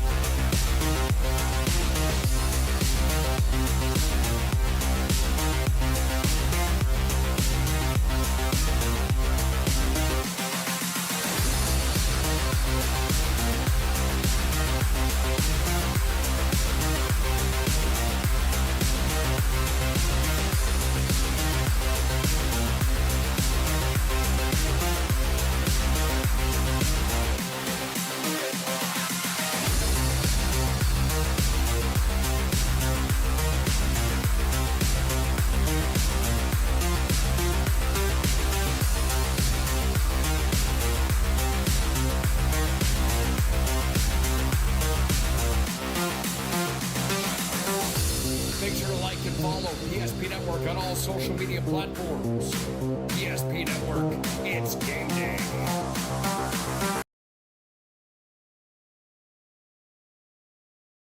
Whether you're looking for a full-service financial plan or planning for farm or business succession, Planning Team Financial Advisors is here to help you work toward achieving your financial goals. With locations in Bismarck, Garrison, and Center, our full-service team of professionals are dedicated to helping you work towards achieving your financial goals. Visit us online, planningteam.com. Securities offered through LPL Financial, member of FINRA SIPC. Investment advisory services offered through New Edge Advisors LLC, a registered investment advisor. New Edge Advisors LLC and Planning Team Financial Advisors are separate entities from LPL Financial.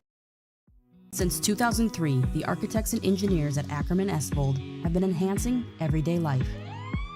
From response times to commute times, we've helped create critical infrastructure, enhancing highway safety, flood protection, and public education. And we're no stranger to enhancing fun, family outings, and even game time. Ackerman Estvold, working to enhance your everyday life. The foundation of the financial planning approach at Legacy Financial Partners is a personal relationship. Our unique and collaborative approach to financial planning starts with your dreams, not just the numbers.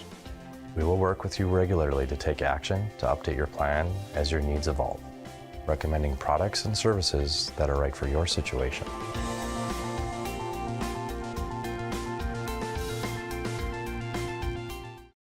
The Jersey Mike's catering box is the easiest way to feed your friends. The hard part is picking your sub. That's why we're having a draft. With the first pick, Sarah from Carolina selects number 13, the original Italian.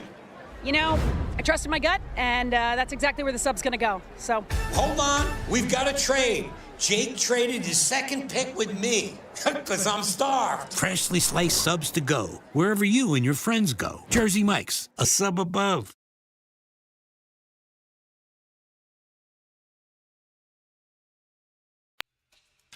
It's time for this week's PSP Network Player Performance of the Week. Powered by the Aggie Foundation and Mountain State University.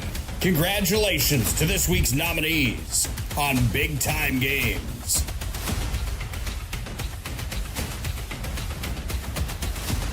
The votes are in. And this week's Player Performance of the Week belongs to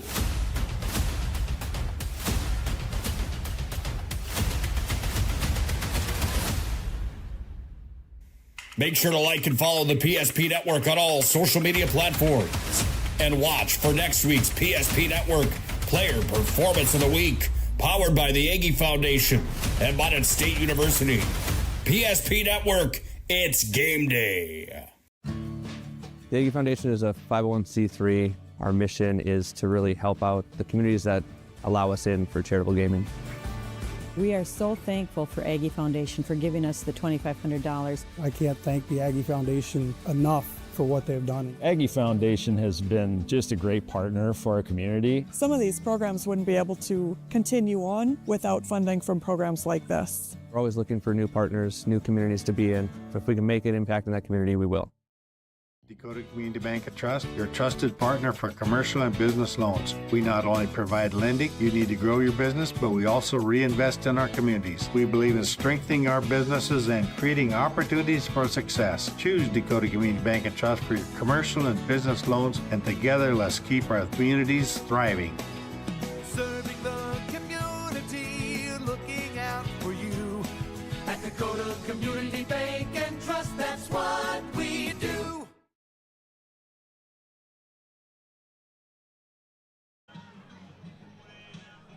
Welcome back in here to the Bijou Activity Center as on the halftime show here on the PSP Network. Dickinson Trinity leads 21 to Heart River 6. But that score does not tell the entire story of the opening half as we enter in on the Charbonneau Center halftime show. Charbonneau Center. They know drivers in Dickinson, New England, Richardson, Belfield, Williston, North Dakota, and Glendive, Montana. Work hard, play hard, and need a car that can keep up. That's why they choose to offer Buick, GMC, Chrysler, Dodge, Jeep, and Ram lineup at their dealership in Dickinson. If you're interested in learning more, stop into their showroom and treat yourself to a test drive. You can visit them online at charbonneaumotors.com. Yeah, that's 21-6. That could be a little misleading between these two teams. They may be on opposite sides of the Region 4 standings, as you see there. Dickinson Trinity 3-1, a third in the standings. Heart River 0-4, looking for their first win, and they are number 8 currently in the region standings. But how this has been, it has been actually a really kind of dead even ball game. If it wasn't for some big defensive plays for Dickinson Trinity, it was almost a scoreless first quarter. But it was Heart River driving down the field. They get into Titan territory, but Elijah Gillick intercepts Connor Honeyman, 60-plus yard pick six. Gillick gets it going for the Titans. They get the extra point, 7-0 in the second quarter. Again, points hard to come by. His first touchdown in the second quarter came with 3 minutes left. It was Hugh Meyer with the touchdown run, 11 yards, 13-zip. Heart River, though, right in the mix, just down by 2 scores, seeing if they could have tried to get some momentum rolling. A really nice drive. They get into the Serve Pro red zone. 4th and goal at the 10-yard line with 30 seconds left. And Connor Honeyman goes to Shane Stroh in the end zone on a fade route, make it 13-6. Heart River goes onside kick, catches Trinity sleeping. Heart River gets the ball back, and just like that, they said, hey, why not? Let's try let's try just to turn this game on its head. We get the onside kick. They're now 50 yards away. Start driving down the field, but it was picked off by Alonzo Kuderna right near the end zone, and Kuderna goes, you know what? I'm taking it to the house somehow, some way. 90-plus yard pick six as time expires. And Trinity goes up by 2 scores. So a play that very well could have evened this game up right at the half instead gives Trinity some insurance and some cushion as they head in to quarter number 3, 21-6. More to come on the Charbonneau Center halftime show when we come back on the PSP Network. Wondering whether you need wealth management? Wealth management is a multifaceted offering that should provide opportunities for growth and security. At BNC National Bank, we pride ourselves on putting your priorities first and providing practical, objective financial advice. Our team can help you assess your goals and take stock of your assets to determine whether wealth management is right for you. Speak to a member of our team today to learn more. Member FDIC. Being in business for over 25 years, we've learned a lot about why local matters. Unlike those guys, we take pride in our work and back our tires with our Plus Plan guarantee to get the most out of your tire's lifespan. Are the tires the same size on all the sides? We strive to provide great value to our guests and lowest prices guaranteed. That's not good. Stop at a trusted tire and auto and get a set of tires from people you know and trust, and will even match those guys.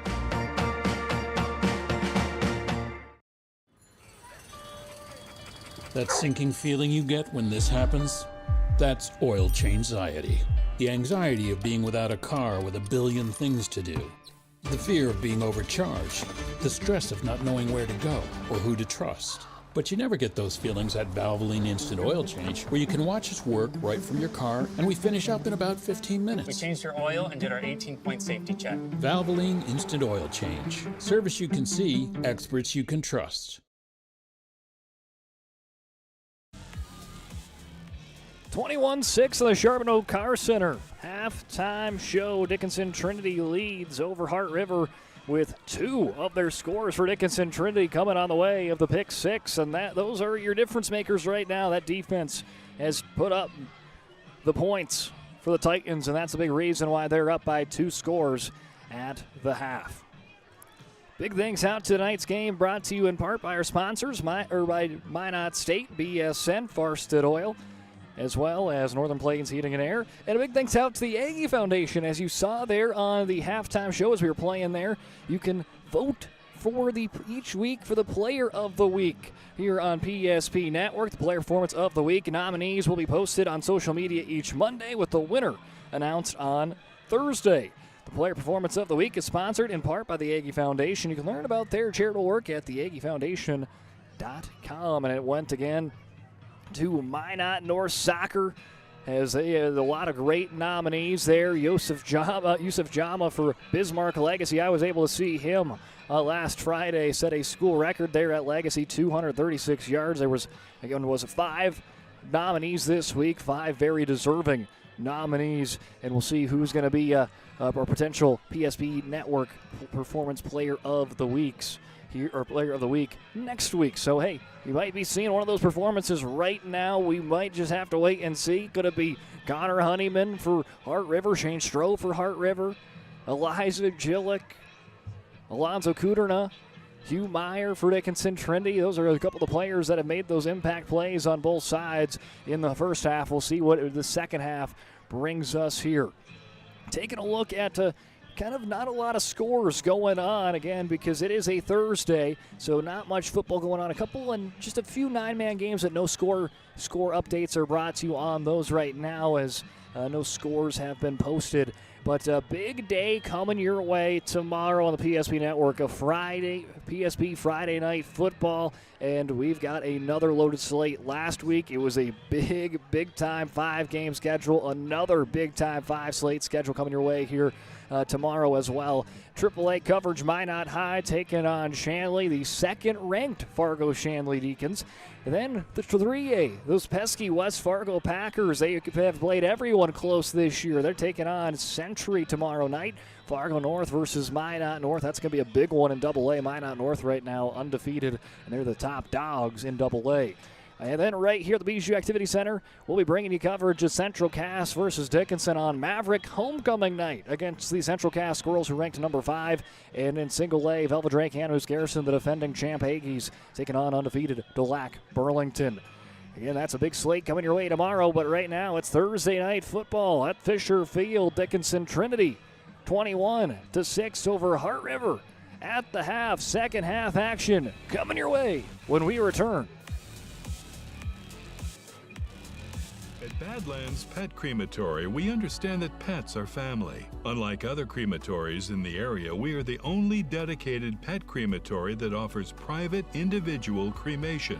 One pet at a time, 100% guaranteed. From start to finish, we personally handle your pet with the utmost care, ensuring that you receive only your pet in return. Choose Badlands Pet Crematory, because saying goodbye should come with certainty and trust. Rooted in the heart of our vibrant communities stands Bravera Bank, offering complete financial services for banking, wealth management, and insurance. From home loans and checking accounts Let me tell you about the cashback rewards with this account. to wealth management, we'll help you forge your path ahead. Let's create a plan to reach your financial goals. Sounds great. With specialty insurance coverage, our advisors ensure your operation can carry on. Looks like it's going to be a great harvest.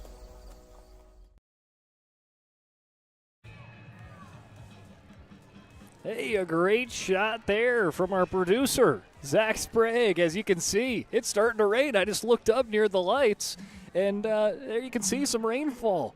They thought, hey, there could be some rain in the area tonight, and hey, they were right about it. Dickinson Trinity probably sick and tired of weather during their football games. Again, Friday night, they had to postpone the ending of that game because of lightning. And now this one is going to have a second half action with some rain coming the way here in the Queen City.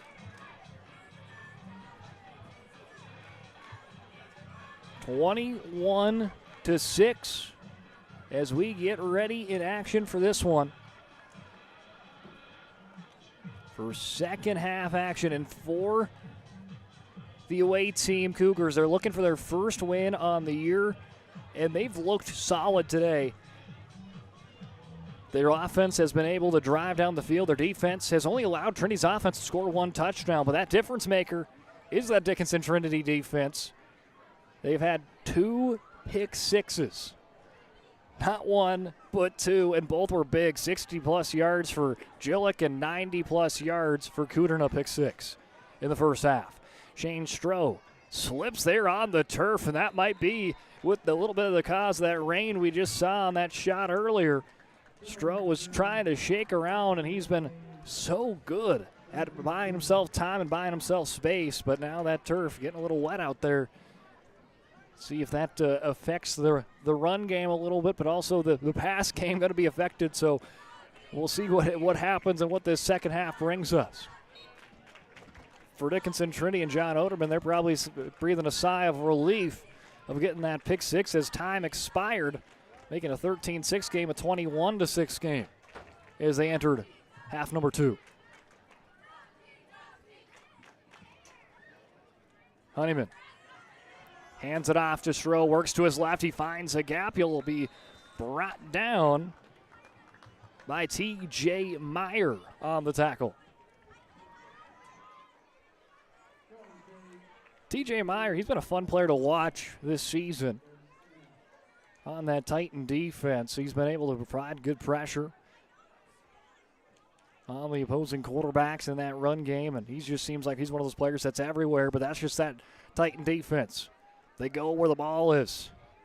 They're ruthless on that, too. 2nd and 6 after the gain of 4. Honeyman hands it off to Stroh. He's almost tripped up, but he somehow keeps his balance and will get to a first down. Shane Stroh has had a really solid game here. As you see, Stroh tripped up by a Titan, but just keeps the legs churning. Stroh looks like he's cramped up a little bit there on the field. And he's had a busy day at the office as he will walk off the field, and they will set up with a brand new slate of downs thanks to the senior running back. A first down run, 1st and 10 at their own 39-yard line for the visiting Cougars. Rain again still coming down here in the Queen City. How's that going to affect the offenses? Or are they going to steer away from the pass game, try to keep it on the ground?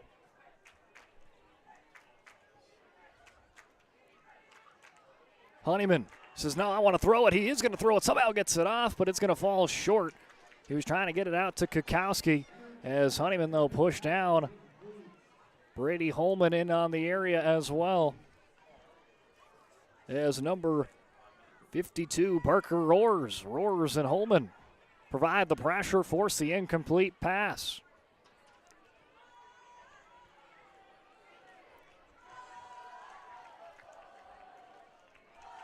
Running on with the play for the Cougars.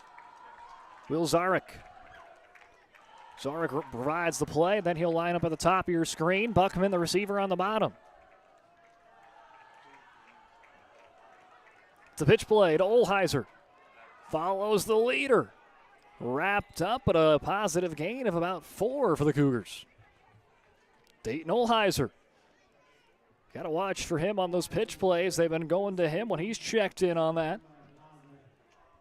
Doing a good job of following the leader, following your blockers, making that positive play.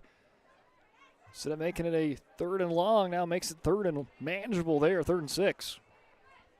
With 10 minutes here in quarter number 3.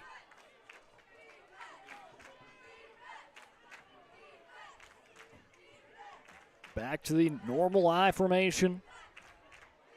Cougars are running in there for their system here. Another pitch play to Olheiser. He's not going anywhere. He gets jumped on by Jordan Ham for a tackle for a loss.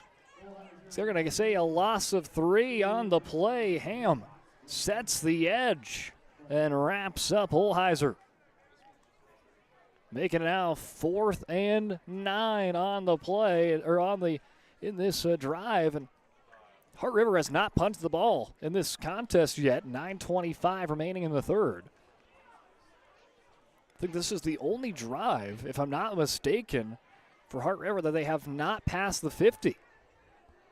But it's not done. They still got one play. See if they can get there.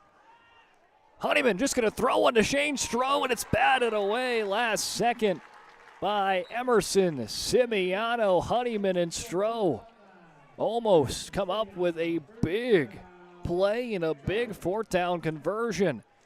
But these Titans secondary continue to come up with big plays. You had Gillick and Kuderno with pick 6s in the first half and a big time pass deflection for Emerson Simiano to start half number 2.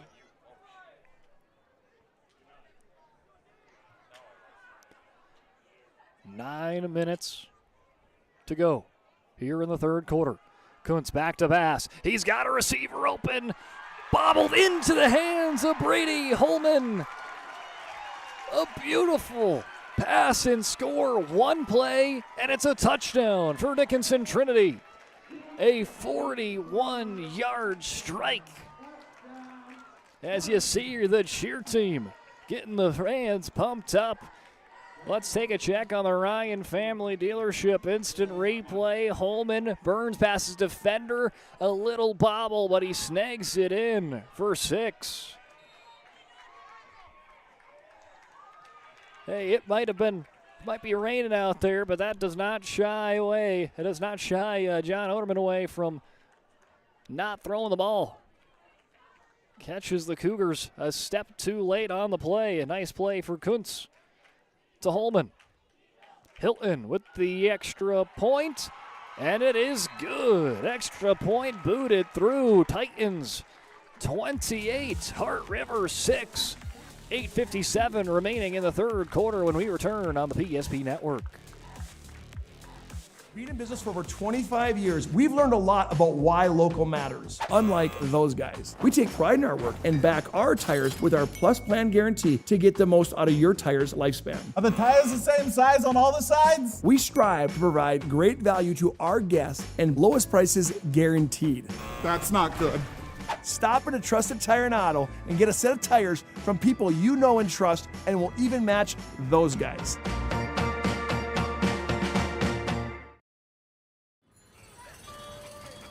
That sinking feeling you get when this happens? That's oil change anxiety. The anxiety of being without a car with a billion things to do. The fear of being overcharged. The stress of not knowing where to go or who to trust. But you never get those feelings at Valvoline Instant Oil Change, where you can watch us work right from your car, and we finish up in about 15 minutes. We changed your oil and did our 18-point safety check. Valvoline Instant Oil Change. Service you can see, experts you can...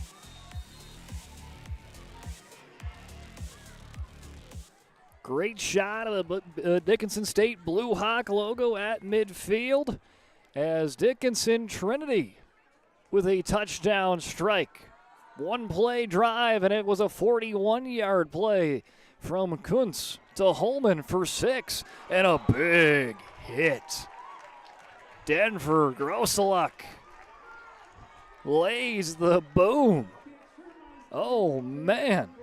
Let's take another check in on that. Brought to you by Ryan Family Dealerships.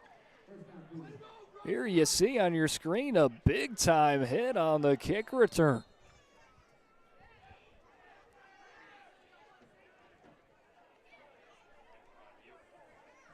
$8:52 remaining in the third quarter. Dickinson Trinity now starting to find that rhythm.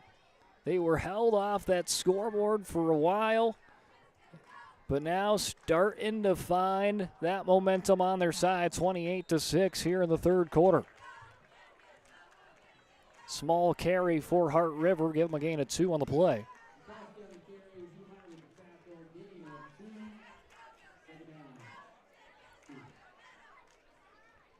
And that's what that last play of the first half does. It provides that momentum shift. You had Hart River starting to get all that momentum in the world, but then a pick 6 on the final play of quarter number 2 makes it a 2-possession game at the half instead of a potential tie game or maybe even trailing for the Titans. And just everything goes right for Dickinson Trinity after that. They get a defensive stop, and then the big touchdown throw from Kuntz to Holman. And there's Jordan Ham with a big defensive play. Titans continue just to fire on all cylinders now. It's the turntables have turned in their favor, and right now they are heavily starting to be turned in that Titan favor. For the Cougars, though, they're seeing if they can continue to try to stay in this ballgame. That first half was really, honestly, if you'd say for both those two teams, Hart River was right there with them and maybe even had a better half than Dickinson Trinity in that first half at 2 pick sixes. And that defense for Dickinson Trinity was the difference maker. I mean, Hart River drove the ball down the field each and every drive in the first half, but ending in 2 pick sixes, that was the difference that the Titans needed in the first half. And now here in the third quarter, it is starting the way of the Titans, but there'll be a flag on them there. Holding on the defense is what that's going to be, and there'll be some free yards coming the way of the Cougars. Faced with a 3rd and 12, and might have been handed a gift there.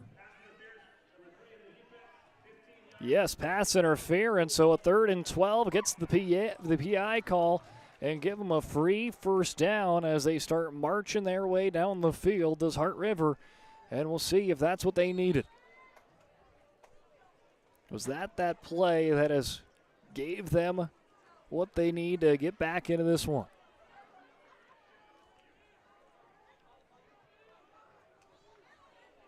For Hart River, I mean, might not be a must-score drive, but it's starting to feel that way here in the Queen City. Kukowski, full steam ahead, a big first down for the fullback. Look at there, Logan Kukowski is as the lone back there, and he just lowers the shoulder, powers his way in for a first down for the Cougars. Still rain coming down here in the Queen City as we approach the halfway point here in quarter number 3. Titans lead 28-6.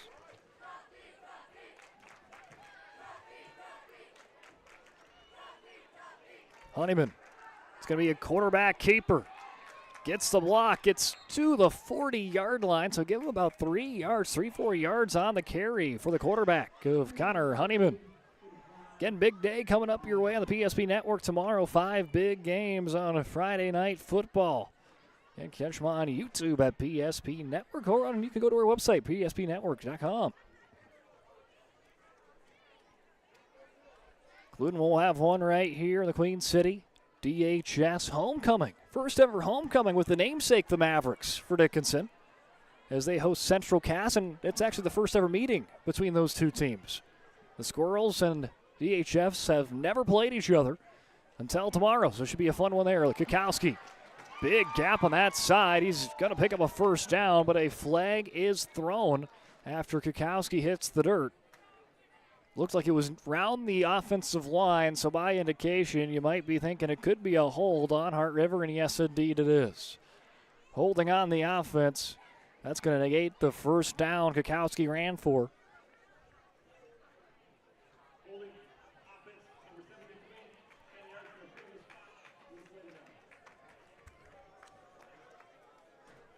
So move it back on the holding on the offense. They're to call it on number 73, Caleb Jansen, the junior. Again, you've seen almost all the players that are suited up for Heart River in this contest today. Only 19 players have suited up. Roster size of 25.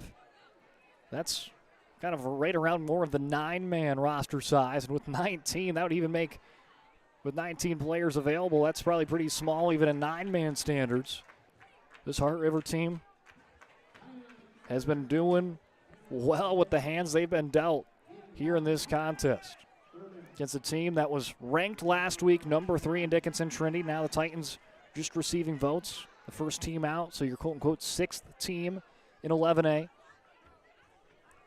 Titans wanted to quickly get that Killdeer game behind them, and Heart River made them really fight there in the first half.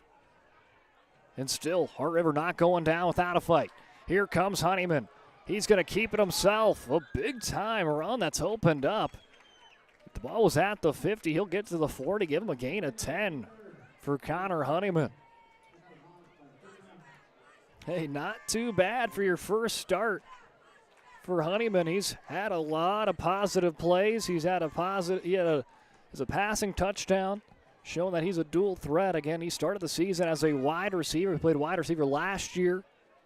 The sophomore and the junior was called to be the quarterback halfway through the contest against Central McLean last week. And today he is showing maybe, hey, going forward, maybe I am going to be the quarterback here for the Cougars. So he's had a pretty good showing. He rolls out to the right. Passes one out to Mo. Caught at the 35. And he is going to get the first down. So a 4th and 5. They needed 5. He got 6, did Mo.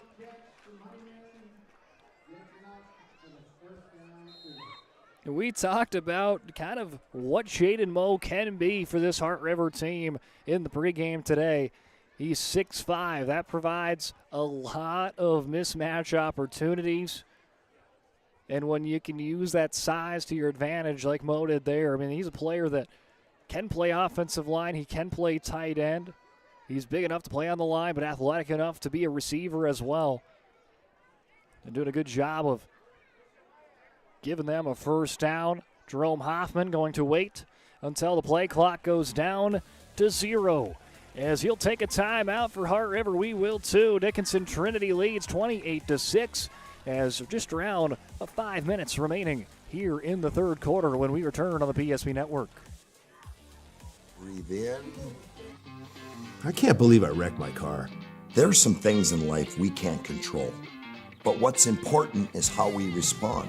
At Jerome's Collision Center, they provide the highest quality of service, assuring the job gets done stress-free and making it feel like a breath of fresh air. And to give you peace of mind, they handle the insurance. Are you even a therapist? Don't worry about it. Jerome's, they're the experts. Jerome's.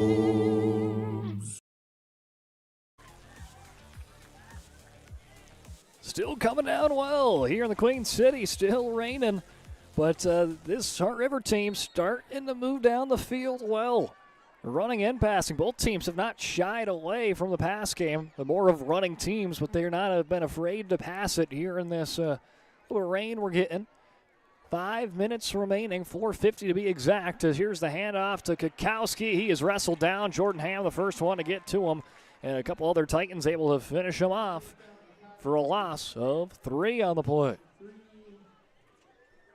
Dan Kukowski, one of those hard-nosed runners.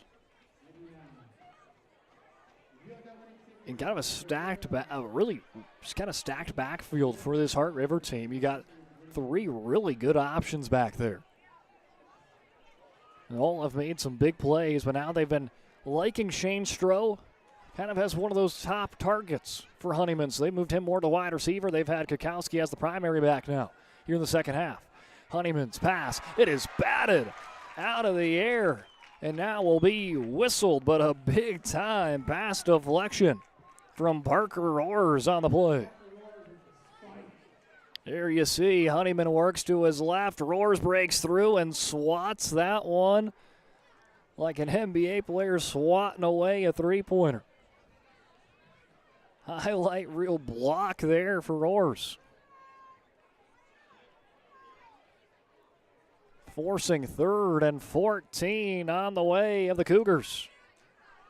And which very well could be one of those must-score drives for the road team. Honeyman.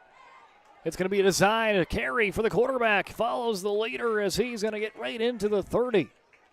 Nice gain. Slashes what they needed into half. That's exactly what you wanted to do. Make 4th down way more manageable. It's going to make it 4th and 7. So they needed 14 yards initially. They'll get 7 on there. You get 7 there. See if they can get 7 on back-to-back plays to continue on this drive, but the Titans defense seems to come up with another big play. Cougars have been faced with a 4th down already this drive. They kept it alive with a pass to Shaden Moe. He's out there on the right. Honeyman gets him to jump. Again, a hard count for the Cougars as Honeyman points forward. That's the 2nd time the Titans have been called on encroachment. And the hard count for Honeyman has worked. Hey, we've seen some really good hard counts. Again, I talked about it earlier. Brody Weigel of Bismarck Legacy had the honor of that game with Legacy and Davies last week and saw Brody Weigel 3 successful hard counts. One led to a touchdown. 4th and 2, but looks like some early movement, and that might have just washed away the hard count. Yes, it did. False start. So Titans go up 5, or Cougars go up 5 to lose 5, and they start back up at 4th and 7, right where they began this play at.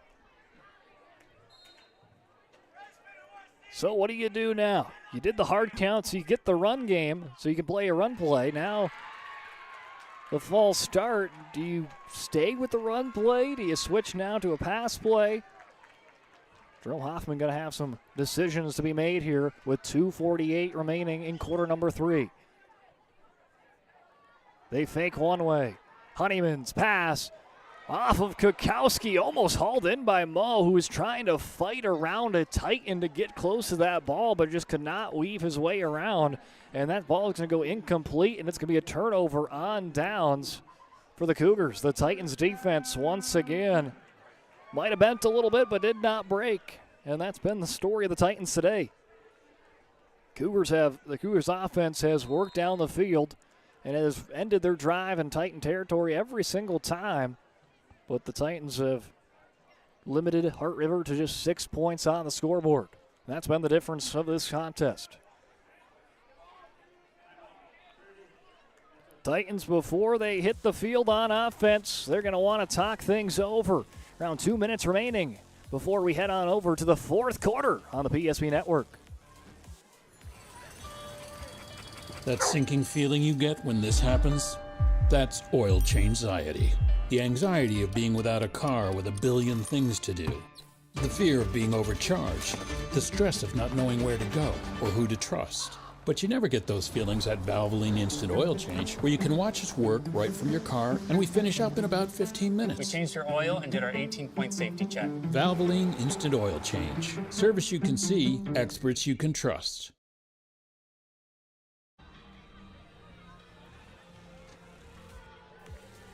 Heart River's offense held short on 4th down, and that sends out the Trinity offense back to work. Here in quarter number 3, Titans lead 28-6 over Heart River. In a rainy Thursday night, 2:38 remaining. Big throw from Kuntz as he was trying to give it to Gillick, who was held on the play. Pass interference on Dayton Olaheiser, and Gillick has continued to be an impact player today. He got the scoring going on a pick 6. And there we'll get a pass interference call against Heart River. Able to show his speed, get behind the defense, and force Olaheiser to grab the jersey.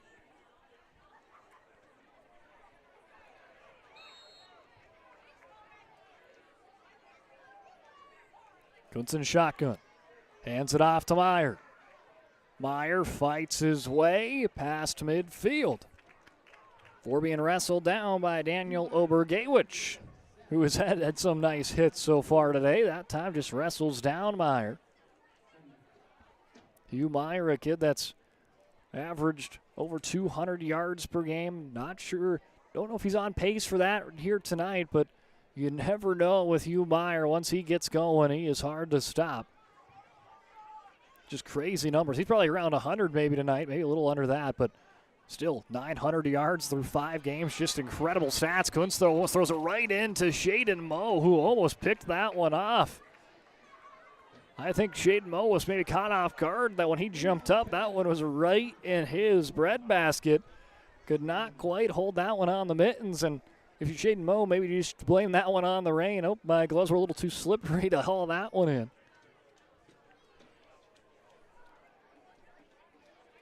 Well, either way, that'll bring up 3rd and 4 coming up now for the Titans. 2 minutes left. Kuntz lobs a pass in the direction of a couple different Titans. I think he was trying to get it over to Glosser as it goes incomplete. 4th down coming your way. Now what do the Titans do as the student section trying to get something collaborated up?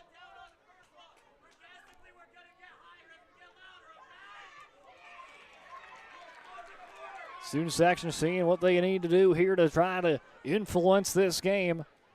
As their Titans lead right now, 28-6, 4th and 4. Kuntz throws it on 4th down, bobbled by Simiano. Yeah, it's going to go incomplete. Turnover on down. So these defenses doing their jobs. Is the defenses have almost put up more points than the offenses, if you look at it that way. For Trinity's points, half the points come from the offense, half the points come from the defense. 2 offensive, 2 defensive touchdowns for Dickinson Trinity. And if you take that away, those defensive scores, this is a 1-possession football game. So that's just, again, these defenses have left their mark in this game. Offensively, Hart River has drove down the field each and every time, has got past into Titan territory every drive. This Titan defense has left 6 points for Hart River to show for it, and have scored it's about 12 points on the board of their own as this defense. They're just clutch. When you need a big play, they're there. Pass rush, and that pass rush just forces problems, and that secondary there to clean it up. Approach a minute left here in quarter number 3, 28-6. Honeyman brings Stroh into motion. So he comes zipping across your screen. They'll say, take the snap. Honeyman slings it incomplete. It's just too low there for Shane Stroh. They tried to get it to Stroh. They called him in motion. Right from left to right. Across your screen, just could not quite get him to haul that one in, bringing up 3rd and 7. With exactly 60 seconds on the board as the rain continues to drop down here on the turf at Fisher Field.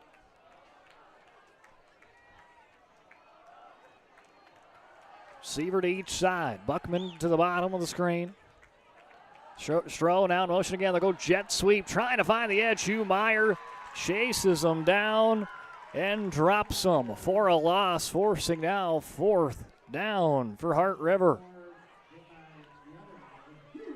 Area C, Stroh tried to cut up field, but he saw Hugh Meyer in that gap, and he said, I'm gonna take the next elevator.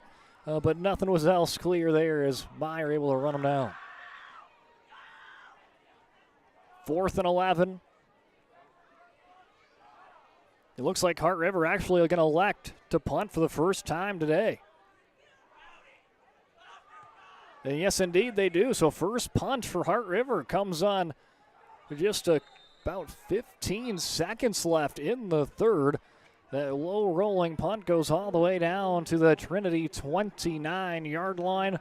Titans will take one more snap here in the 3rd quarter, and then we'll be headed on to quarter number 4. But how aggressive does Oderman and the Titans want to be? We've seen them be pass happy early on, like the first or second plays of their drives. It already ended in a touchdown earlier. Let's see if they try to go back to that or if they're just going to keep it safe on the ground to close out the third quarter. And they'll elect to do that. Meyer will rumble his way on for about a gain of 5, and that will about do it for quarter number 3. Dickinson Trinity leads 28-6 in favor of the Titans as they head into quarter 4 with a 22-point lead when we return on the PSP Network. For decades, Nodak Insurance Company has been serving our state's residents in good times and challenging times. We come together for the greater good, from simple acts of kindness to company-wide efforts that make a difference in our community. It's who we are, rooted in North Dakota and ready to serve when it matters most. Nodak Insurance Company, agents with answers. Darren Johnson, Cody Olson, and Scott Wilkins, your agents with Today's game brought to you in part by Farset Oil. Contact Farset Oil today. Find out how their skilled sales team can help you achieve your wholesale fuel, mobile lubricants, and DEF needs. Proudly serving North Dakota, Montana, Western Minnesota since 1938. Committed to outstanding customer service and reliability. It's Farset Oil. Big thanks out to, as well, Charbonneau Car Center and Stevenson Funeral Homes. We're bringing the coverage of this contest. Dickinson Trinity leads 28-6 against Heart River as we start quarter number 4 on our way. As he'll hand it off to Meyer. Meyer works his way near the first down marker, and they will give him the yardage he needs to move the chains here to start the 4th.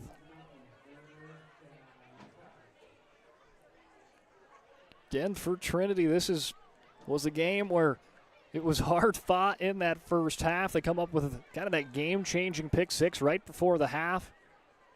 And after that, they have been in the driver's seat en route to try to go and improve their season 4-1 and try to stay in the Region 4 race for the top spot.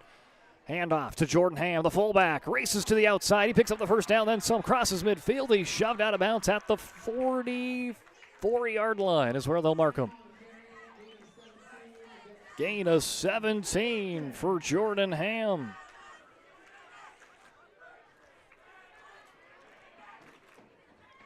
The junior fullback, he's been fun to watch. Ham's been a little bit everywhere. Seeing if he can continue to drive down the field, and now they'll just go right back to him. Jordan Ham plows forward, give him an extra 2 yards on that carry. 11:30 remaining here in the 4th. If my eyes don't deceive me, I believe it's raining even a little heavier now here at Fisher Field. It has been raining since halftime, if not before that, but that's at least when I started noticing it. Hands off to Meyer. Meyer wrestled down by a couple of Cougars, and guess who? It's Daniel Obergewich again with a tackle. He's been fun to watch defensively, player down on the field for the Cougars. And we're going to take a timeout break. No, he quickly jumps back up to his feet. So we'll stay right here with you. It looks like it was Cash Cook, the player that was down. So Cook will quickly get back up and head towards the Heart River side. Ball at the 40-yard line, 3rd and 7 coming up the way of the home team Titans, with 11 minutes remaining in the contest. For these Titans, 11 minutes and they can kick their feet up on the week again. Had to play half of a football game on Monday, short turnaround, had to play again on Thursday. Not ideal situation for the Titans, but they've made the most of it here tonight. They lead 28-6. Little lob pass. It's caught by Jordan Ham, the fullback, in a stiff arm, a defender for a first down. But more yellow flags. on the ground, and they're going to say it's going to be on the Titans, so that first down not going to count for Jordan Ham.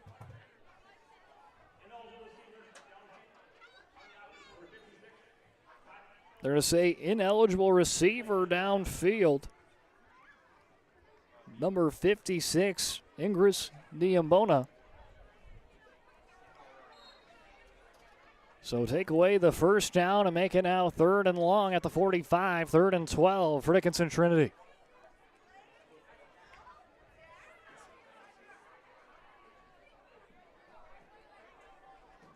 $10:18 remaining. Kuntz drops back to pass. He's going to sling one towards Holman, in and out of the hands of Brady Holman.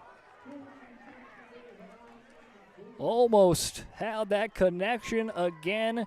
They had that touchdown pass in the 3rd. It was a 40-plus touchdown pass. This one would have been 40-plus as well if Holman was able to hold on to it. But again, in this rainy day, this rainy Thursday night, does not make that easy.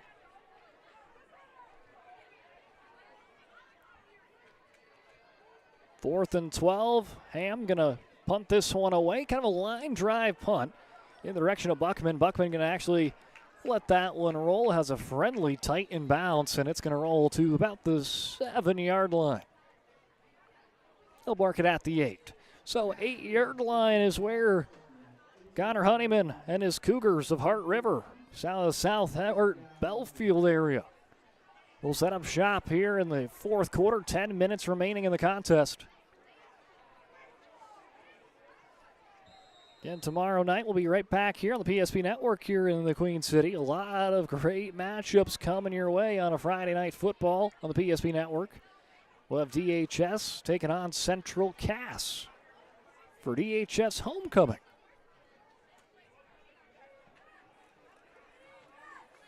Ball on the ground.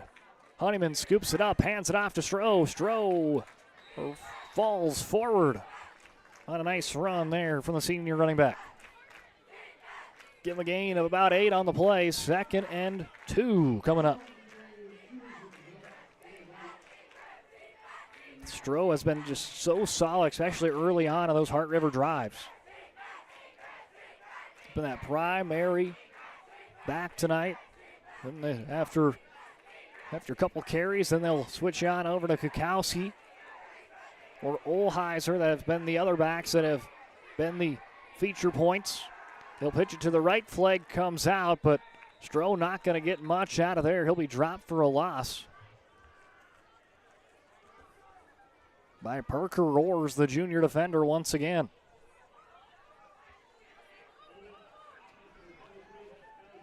Holding on the offense, but since it was a loss on the play regardless, Oderman says, we're going to decline that. It was a loss of 3 anyways, and instead of 2nd and about 8, we'll let you have it from 3rd and 6. Give you 2 yards if you lose it down, and honestly not a bad decision there for Oderman. Trying to limit the plays available for the Cougars to work with. Honeyman fakes the handoff. Throws one in the direction of Kukowski. That one going to drop in the ground, incomplete. 8:48 on the board, as looks like potential punt team coming out for Heart River.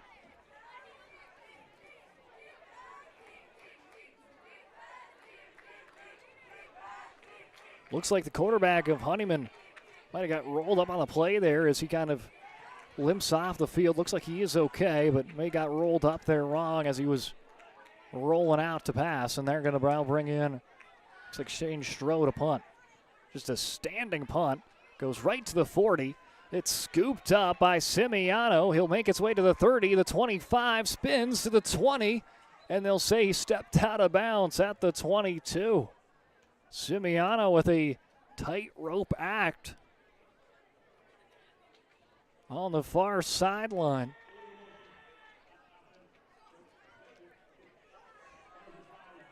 Illegal motion on the punting team, but again, Oderman going to decline that one because he was pleased what he saw out of his kick returner. who brought it right near the Serve Pro red zone. That was the first drive. Heart River did not get into Dickinson Trinity territory this entire game. Just going to throw that out there. For a big day there for the Cougars offense. But for them, that big day just didn't translate to the scoreboard. I mean, they did a lot of things right on that offense.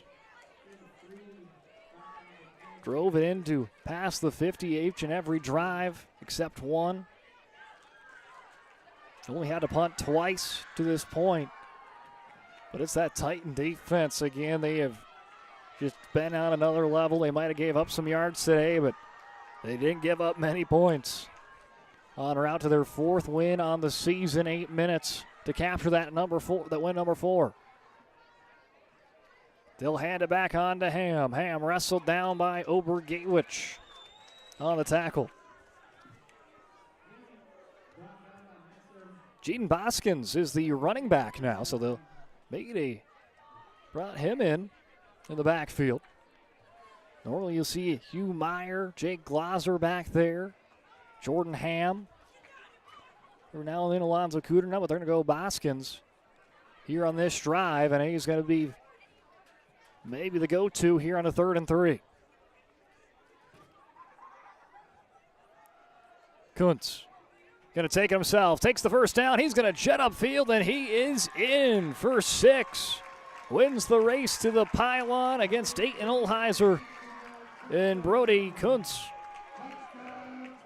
with a touchdown for Dickinson Trinity, 34-6. As you see there's an option route there if you want to give it to Boskins, but Kuntz says, no, I'm just going to take it myself. Around a 22-yard touchdown run for the quarterback, the junior, Brody Kuntz. Hilton for the PAT.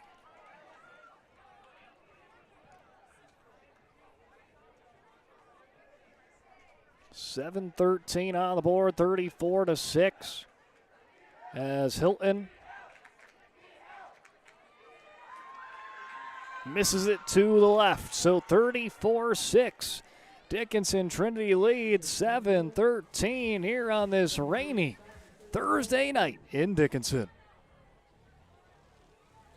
Whether you're looking for a full-service financial plan or planning for farm or business succession, Planning Team Financial Advisors is here to help you work toward achieving your financial goals. With locations in Bismarck, Garrison, and Center, our full-service team of professionals are dedicated to helping you work towards achieving your financial goals. Visit us online, planningteam.com. Securities offered through LPL Financial, member of FINRA SIPC. Investment advisory services offered through New Edge Advisors, LLC, a registered investment advisor. New Edge Advisors, LLC, and Planning Team Financial Advisors are separate entities from LPL Financial.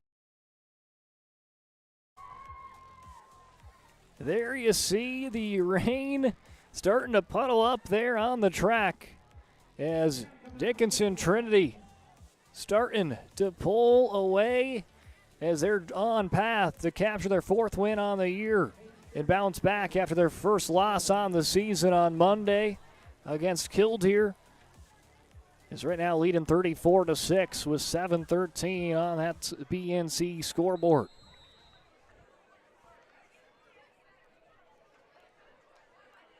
It was Brody Kuntz, the quarterback, with a quarterback keeper. Was an option play, but he said, I'm just going to keep it 20 yards into the end zone. Puts him up 34-6. As Ham boots it left to right, picked up by Stroh. Works from one way to the other, and he's going to lose the ball. Ball on the ground. Excuse me, the return man was Peyton Schurmeister. And Schurmeister loses the ball. It's scooped up by the Titans. And again, it was the Titans just turned this game in their favor on the last play of the second half. And after that, it has just been all Dickinson Trinity.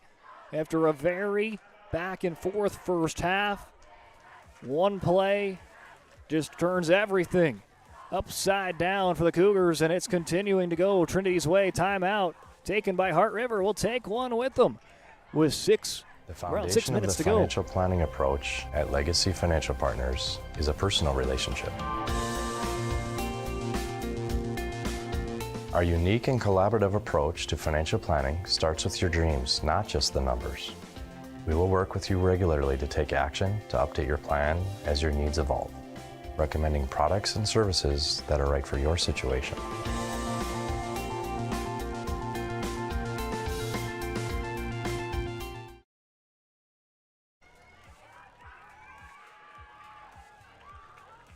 First International Bank and Trust timeout on Hart River. So that will be Titan football after the fumble recovery by the Titans.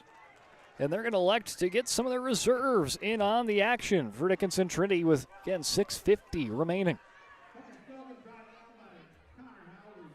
Tucker Scogan is the new quarterback. He's going to get some reps. A big day there for Brody Kuntz. Had a big touchdown, passing touchdown to kind of get this second half going right away.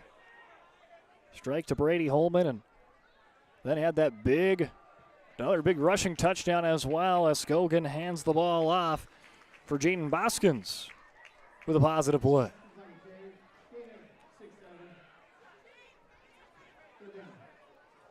Bring it up 3rd and 8 right at the 20-yard line. So the Titan reserves get it into the Serve Pro red zone.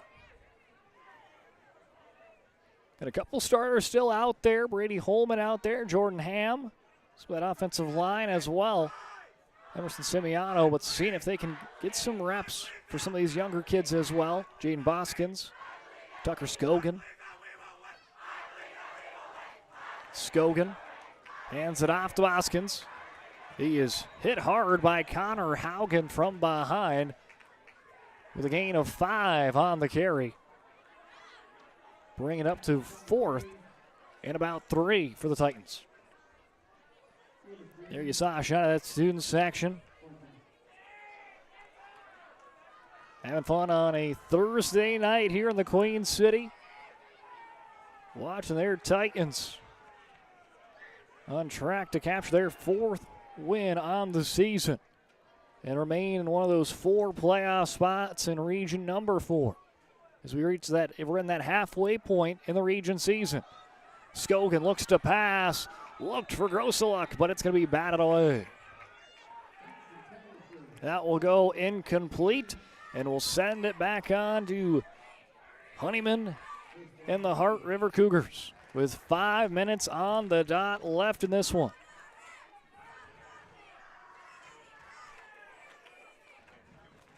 For the Cougars, hey, put together one more drive. Try to get that touchdown.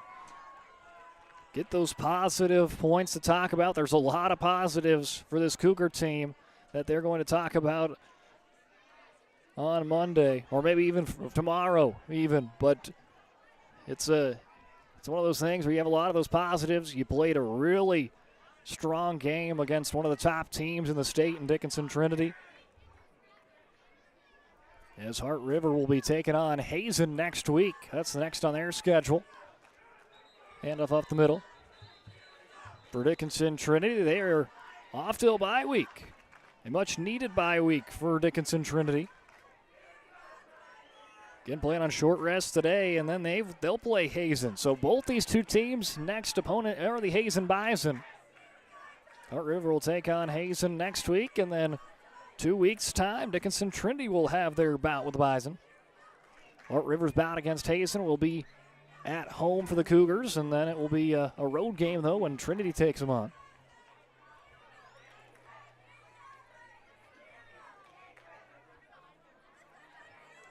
Honeyman with the handoff to Stroh, trying to dance his way around some contact with just a whole bunch of Titans, not going to let him get anywhere.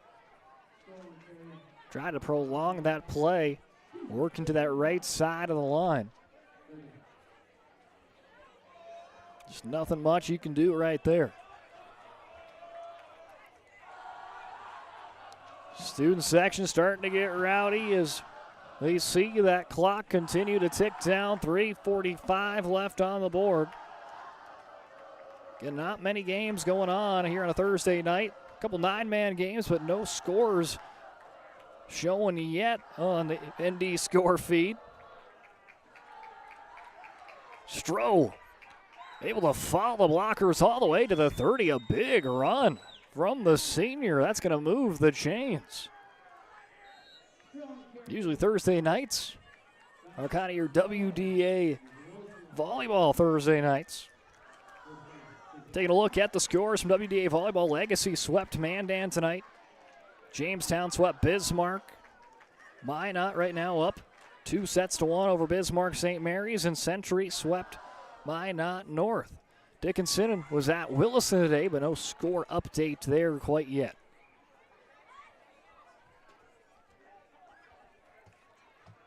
Honeyman's hand off to Stroh.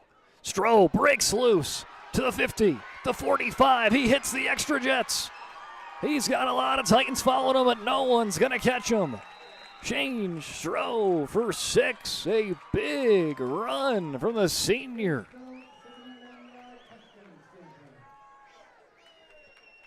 Hart River going to add a late touchdown there, and there you see the speed of the all-region running back, Shane Stroh.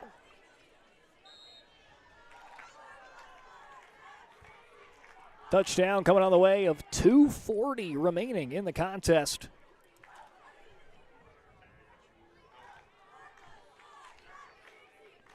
After the Stroh, about 60-yard touchdown run. Now they'll look to go for 2. Honeyman hands it off to Shaden Moe. He breaks the first tackle. Near the line, they say he's in. Hey, that's what you like to see there for Hart River. A game that you see that Dickinson Trinity is going to come away with it, but that never quit attitude right now for Hart River on full display. They'll score a late touchdown. Dickinson Trinity leads 34-14, 2:40 left in the contest. At Schatz Crossroads, we make 8 gallons of homemade ranch dressing every day, so you can smother your dinner salad with it, dip those crispy golden French fries in it, and dunk your breaded chicken strips. You can even cover your... Wait, no. You can't put ranch on steak, or can you? Schatz Crossroads. Don't forget the ranch.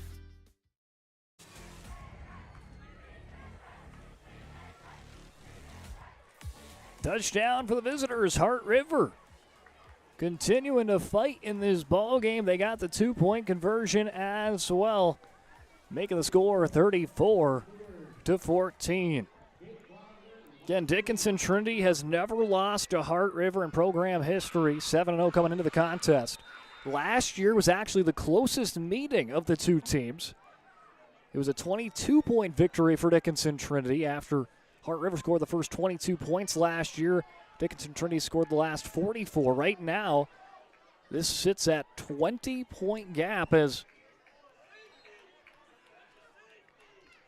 picked up by Glaser. At the 1 is when he needed.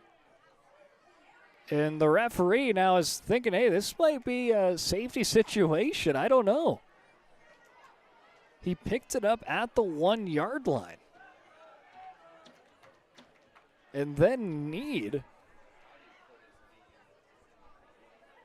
So here's the decision here of, was it in the blue? Was it at the 1-yard line?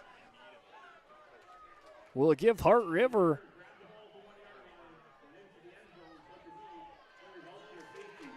and yes, there you hear it there. Trinity grabs the ball at the 1-yard line. Glaser, when he took the knee, his knee went into the blue. So it's a safety. Hart River picks up 2 points. And will get the ball back. Now Trinity up by 18 points. So in their favor for Dickinson or for Hart River, it's a steep lift to climb. Again with the Trinity scoring that having a 34 score. If it was 32, that would have been a really interesting call. You know, if it was a 16-point game, but still Trinity well in the driver's seat. But for this Heart River team, for them, it's just about repetition, trying to get everyone on the same page, especially with Hazen next week.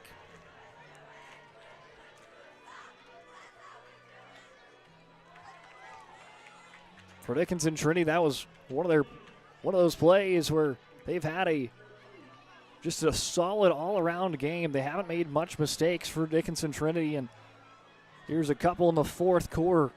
But for the Titans, they were in the driver's seat. Up 34-16, 2:13 remaining.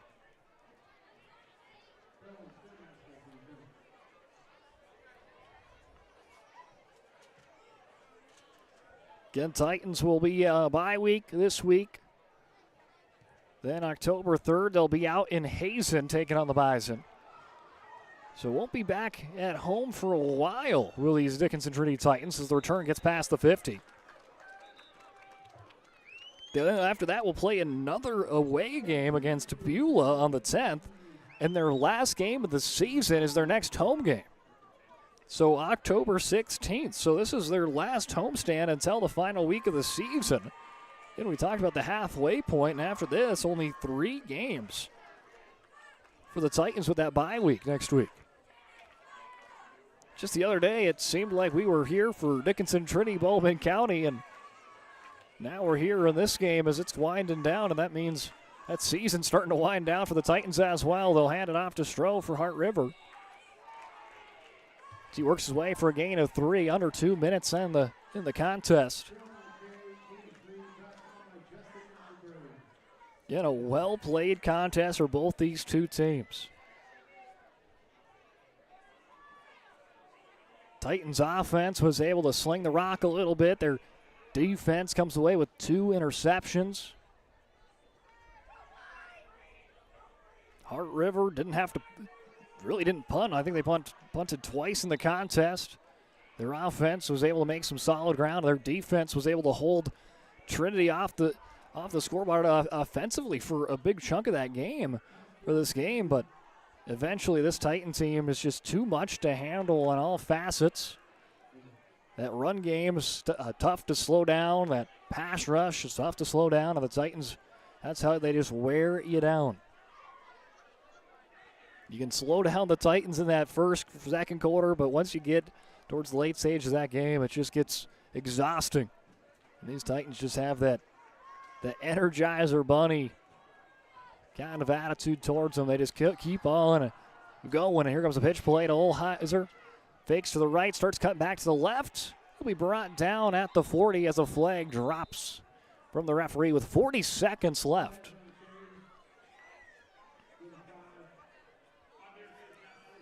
Looks like this will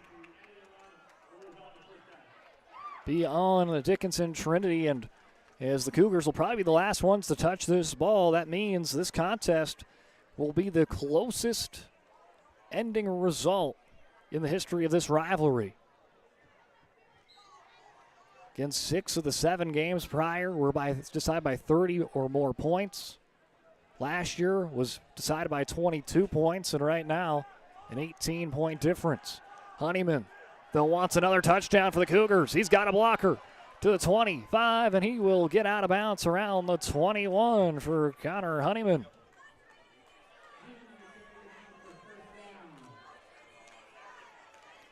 A nice scurry there. It's right outside the Serve Pro red zone with 22 seconds remaining.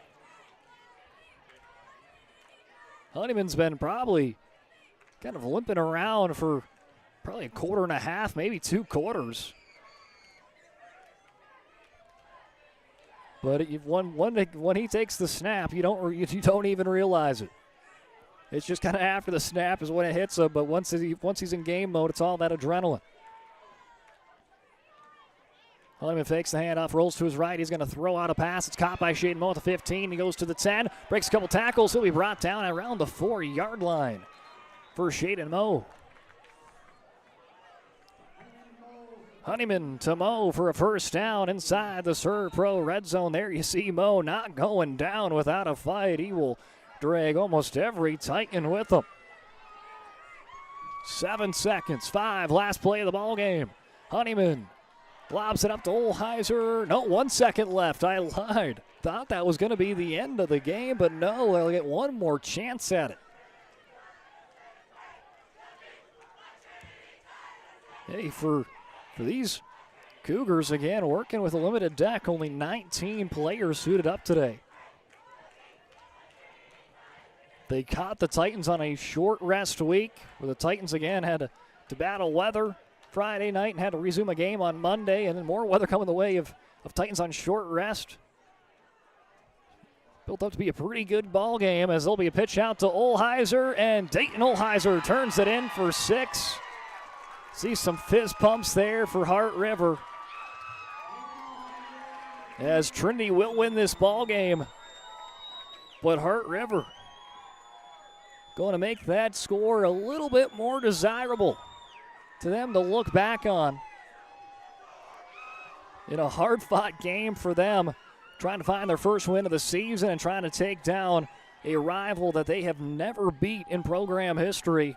And they gave Trinity quite the run for their money here tonight.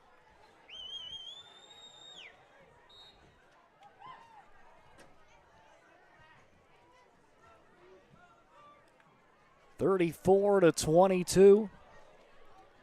2-point conversion will be the final play of the ball game.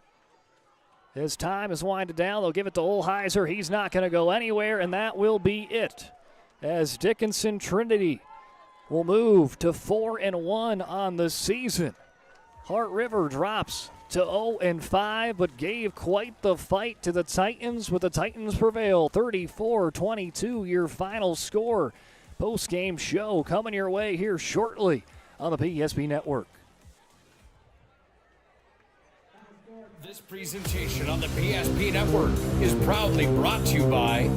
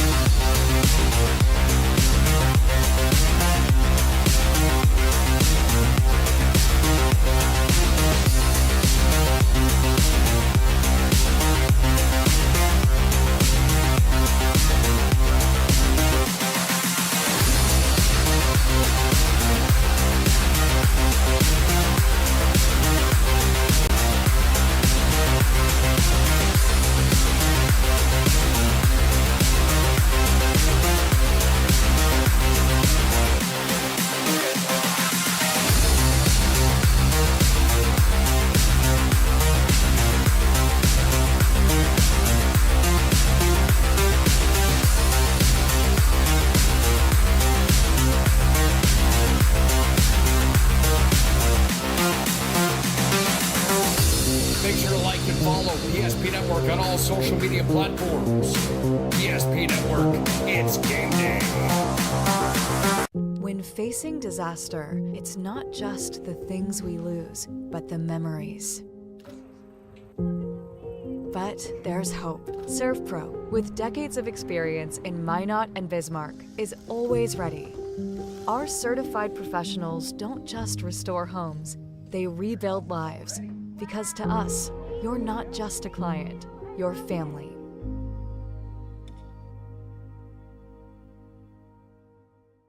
Our stylists are trained to understand the nuances of cutting men's hair. Less pomp, more adore, huh, Brittany? Square face, wavy hair. Mid-fade with a textured top. Finish it off with a hard part and taper that neckline, coach. Cowlick, what's the move? It's not just all about hard work here. Hit all. 7, pressure, poise, yeah. It takes expertise to be a sport clip stylist. Here?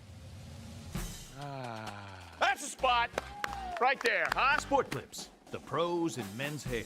Whether you're looking for a full-service financial plan or planning for farm or business succession, Planning Team Financial Advisors is here to help you work toward achieving your financial goals. With locations in Bismarck, Garrison, and Center, our full-service team of professionals are dedicated to helping you work towards achieving your financial goals. Visit us online, planningteam.com. Securities offered through LPL Financial Financial, member of FINRA and SIPC. Investment advisory services offered through New Edge Advisors, LLC, a registered investment advisor. New Edge Advisors, LLC, and Planning Team Financial Advisors are separate entities from LPL Financial. Planning for the future is difficult, but pre-planning your funeral is a thoughtful way to ease the burden on your loved ones. At Stevenson Funeral Home, our compassionate team will help you create a personalized plan that reflects your values. We'll make sure that your wishes are honored and that your family will have peace of mind in a challenging time. Call us today to start your pre-planning journey. You can count on us to be with you every step of the way. Stevenson Funeral Home.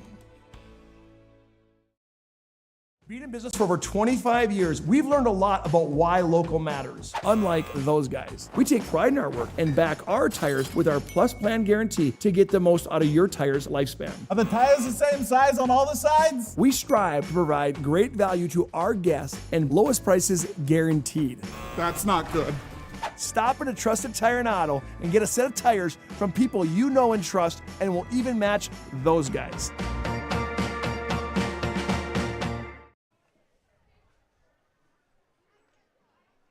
You see the rain falling down here in the Queen City. It was raining for at least 2, maybe even 3 quarters of this contest. Still raining here in Dickinson. Dickinson Trinity moves to 4-1 on the season as Heart River drops to 0-5, but Heart River gave quite the fight to Dickinson Trinity, who prevails 34-22. Well, let's jump right into the game recap. Again, the post-game show brought to you by Charbonneau Car Center. Charbonneau Car Center, they know drivers in Dickinson, New England, Richardson, Belfield, and Wilson, North Dakota, and Glendive, Montana. Work hard, play hard, need a car that can keep up. That's why they choose to offer GMC, Chrysler, Dodge, Jeep, and Ram lineup at their dealership in Dickinson. If you're interested in learning more, stop into their showroom and treat yourself to a test drive. You can visit them online at charbonneaumotors.com. Well, let's jump into the stat lines of the game. As you see, Heart River there. This one was a fun one. Heart River's offense was able to keep on driving down the field in this game, but it was Dickinson Trinity's defense that would get the opening touchdown. A minute 37. It was Elijah Gillick with a pick six, 60-plus yards. Ends that run that the Cougars were on, and it puts the Titans on the board 7-0. Almost a scoreless second quarter as well. Late in the second quarter, Titans got the ball, started to drive down the field. It was Hugh Meyer punching it in for 11-yard touchdown, 13-0. 30 seconds left into the first half. Connor Honeyman on a fourth and goal. Ends up prevailing on a touchdown pass, 10 yards over to St. Schromm. Schroe, 13-6. Onside kick. Ends up getting it back with, again, 30 seconds on the clock for Heart River. Everything was starting to go Heart River's way, and they said, hey, we're going to try to tie this game up or even take the lead before half, but it ends up going the wrong way. As they were through one near the end zone, it was picked off by Alonzo Kuderna. He goes 90-plus yards, the second pick six for Dickinson. Trinity go up 21-6, and if you just take away the 2 pick sixes, again, this is a ball game that is 6-6 at the half, but that defense for Dickinson Trinity was a game changer, and they allowed them go up 21-6 at halftime, and that play changed the whole momentum of that third quarter that was going to happen after. 41-yard touchdown on the first play of a drive for the Titans from Kuntz to Holman, and then Kuntz would have a 22-yard run, and that would end his day, 34-6. Heart River, though, would not give up in that fourth quarter. They would continue to play. Shane Stroh, 60-yard run, 34-14. There was an odd safety in there, and then one more touchdown for Heart River. They would get the 2-point try, and that would be the end of it, 34-22. For Heart River, trying to find their first win of the season, there was a lot of things to like. Again, Connor Honeyman, it was his first game under center, his second game under center on the season, but his first start under center. He came in the second half last week against Central McLean. They give him the keys to the car, and he looked really good. I mean, he had those 2 pick sixes were the only things that maybe you can then nitpick on, but also it's the thing that is Hey, what's the odds Dickinson Trinity runs back a 60 and a 90-yard pick six in the same game? But for Connor Honeyman, I mean, he looked really good in that contest as a dual-threat quarterback. He's made some big-time throws, a couple touchdowns for him, and he was that big source of offense for Heart River. He gave them a chance in this game, and Shane Stroh as well on that run game. For Dickinson Trinity, again, it was that defense that was just electrifying for them. The pick sixes from Gillick and from Kuderna. Brody Kuntz, I thought, had a really good game as well, a passing and a rushing touchdown for him, and he was able to conduct that offense. They did not make many mistakes, and that was a big reason of playing some clean football and prevailing in the contest 34-22. Well, now that is going to bring us up into the move of the game, and again, this was the one that potentially to the 40. Decided the football game. It was the pick six for Alonzo Kuderna, as you saw on your scoreboard there, 13-6 at that point in the contest. And it was Kuderna that says, you know what, last play of the second quarter, let's turn it into 6 instead of Heart River tying that contest or taking the lead. It was the Titans with the pick six to close it out in the first half and go up by 2 scores, and that changed the momentum in the entirety in favor of Dickinson Trinity. Set up a big Titan third quarter. Heart River started to battle back in the fourth, but it was just too little too late. 34-22, Titans prevail, and now we head on over to tonight's Player of the game. Sports Clips brings you the MVP of this matchup. Sports Clips is the home of the MVP haircut experience. Nothing compares close to making you feel like an MVP, quite like the MVP experience at Sports Clips. Tonight's Sports Clips game MVP is Alonzo Kuderna. Sports Clips will keep you looking the best. You can check them in online with a hairstylist today at sportsclips.com. Again, Alonzo Kuderna, your Sports Clips player of the game, in big part of that 90-plus yard pick six. Again, that kept Heart River not only off the scoreboard for potentially having a near tie game at the half, but gave the Titans a big boost in momentum and put them en route to a 34-22 victory. Next up for these two teams, Heart River back in action next week. They're at home against Hazen. Trinity will have a bye week, and then we'll take on Hazen on the road the next week. So the week after. So a couple weeks, a week break, and then back at it on the 3rd, where Trinity will take on Hazen on the road. Again, Titans only 3 games left on the season, and their next game at home will be their last game of the season on October 16th against Southern McLean. Catch that game right here on the PSP Network.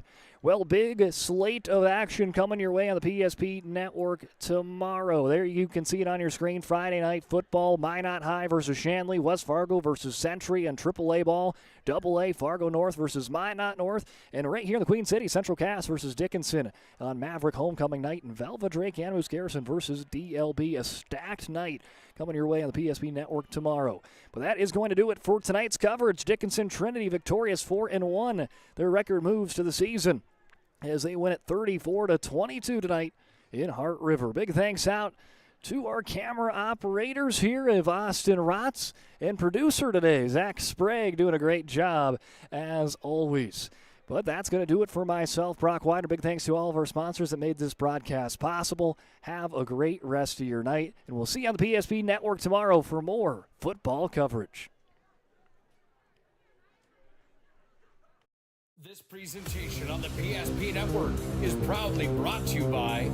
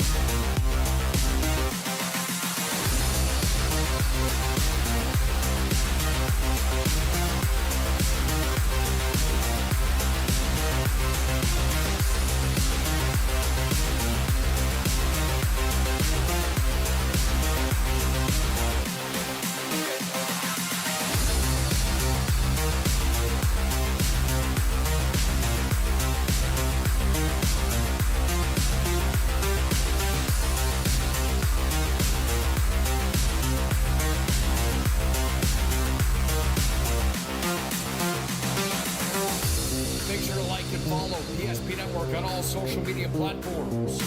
ESP Network, it's game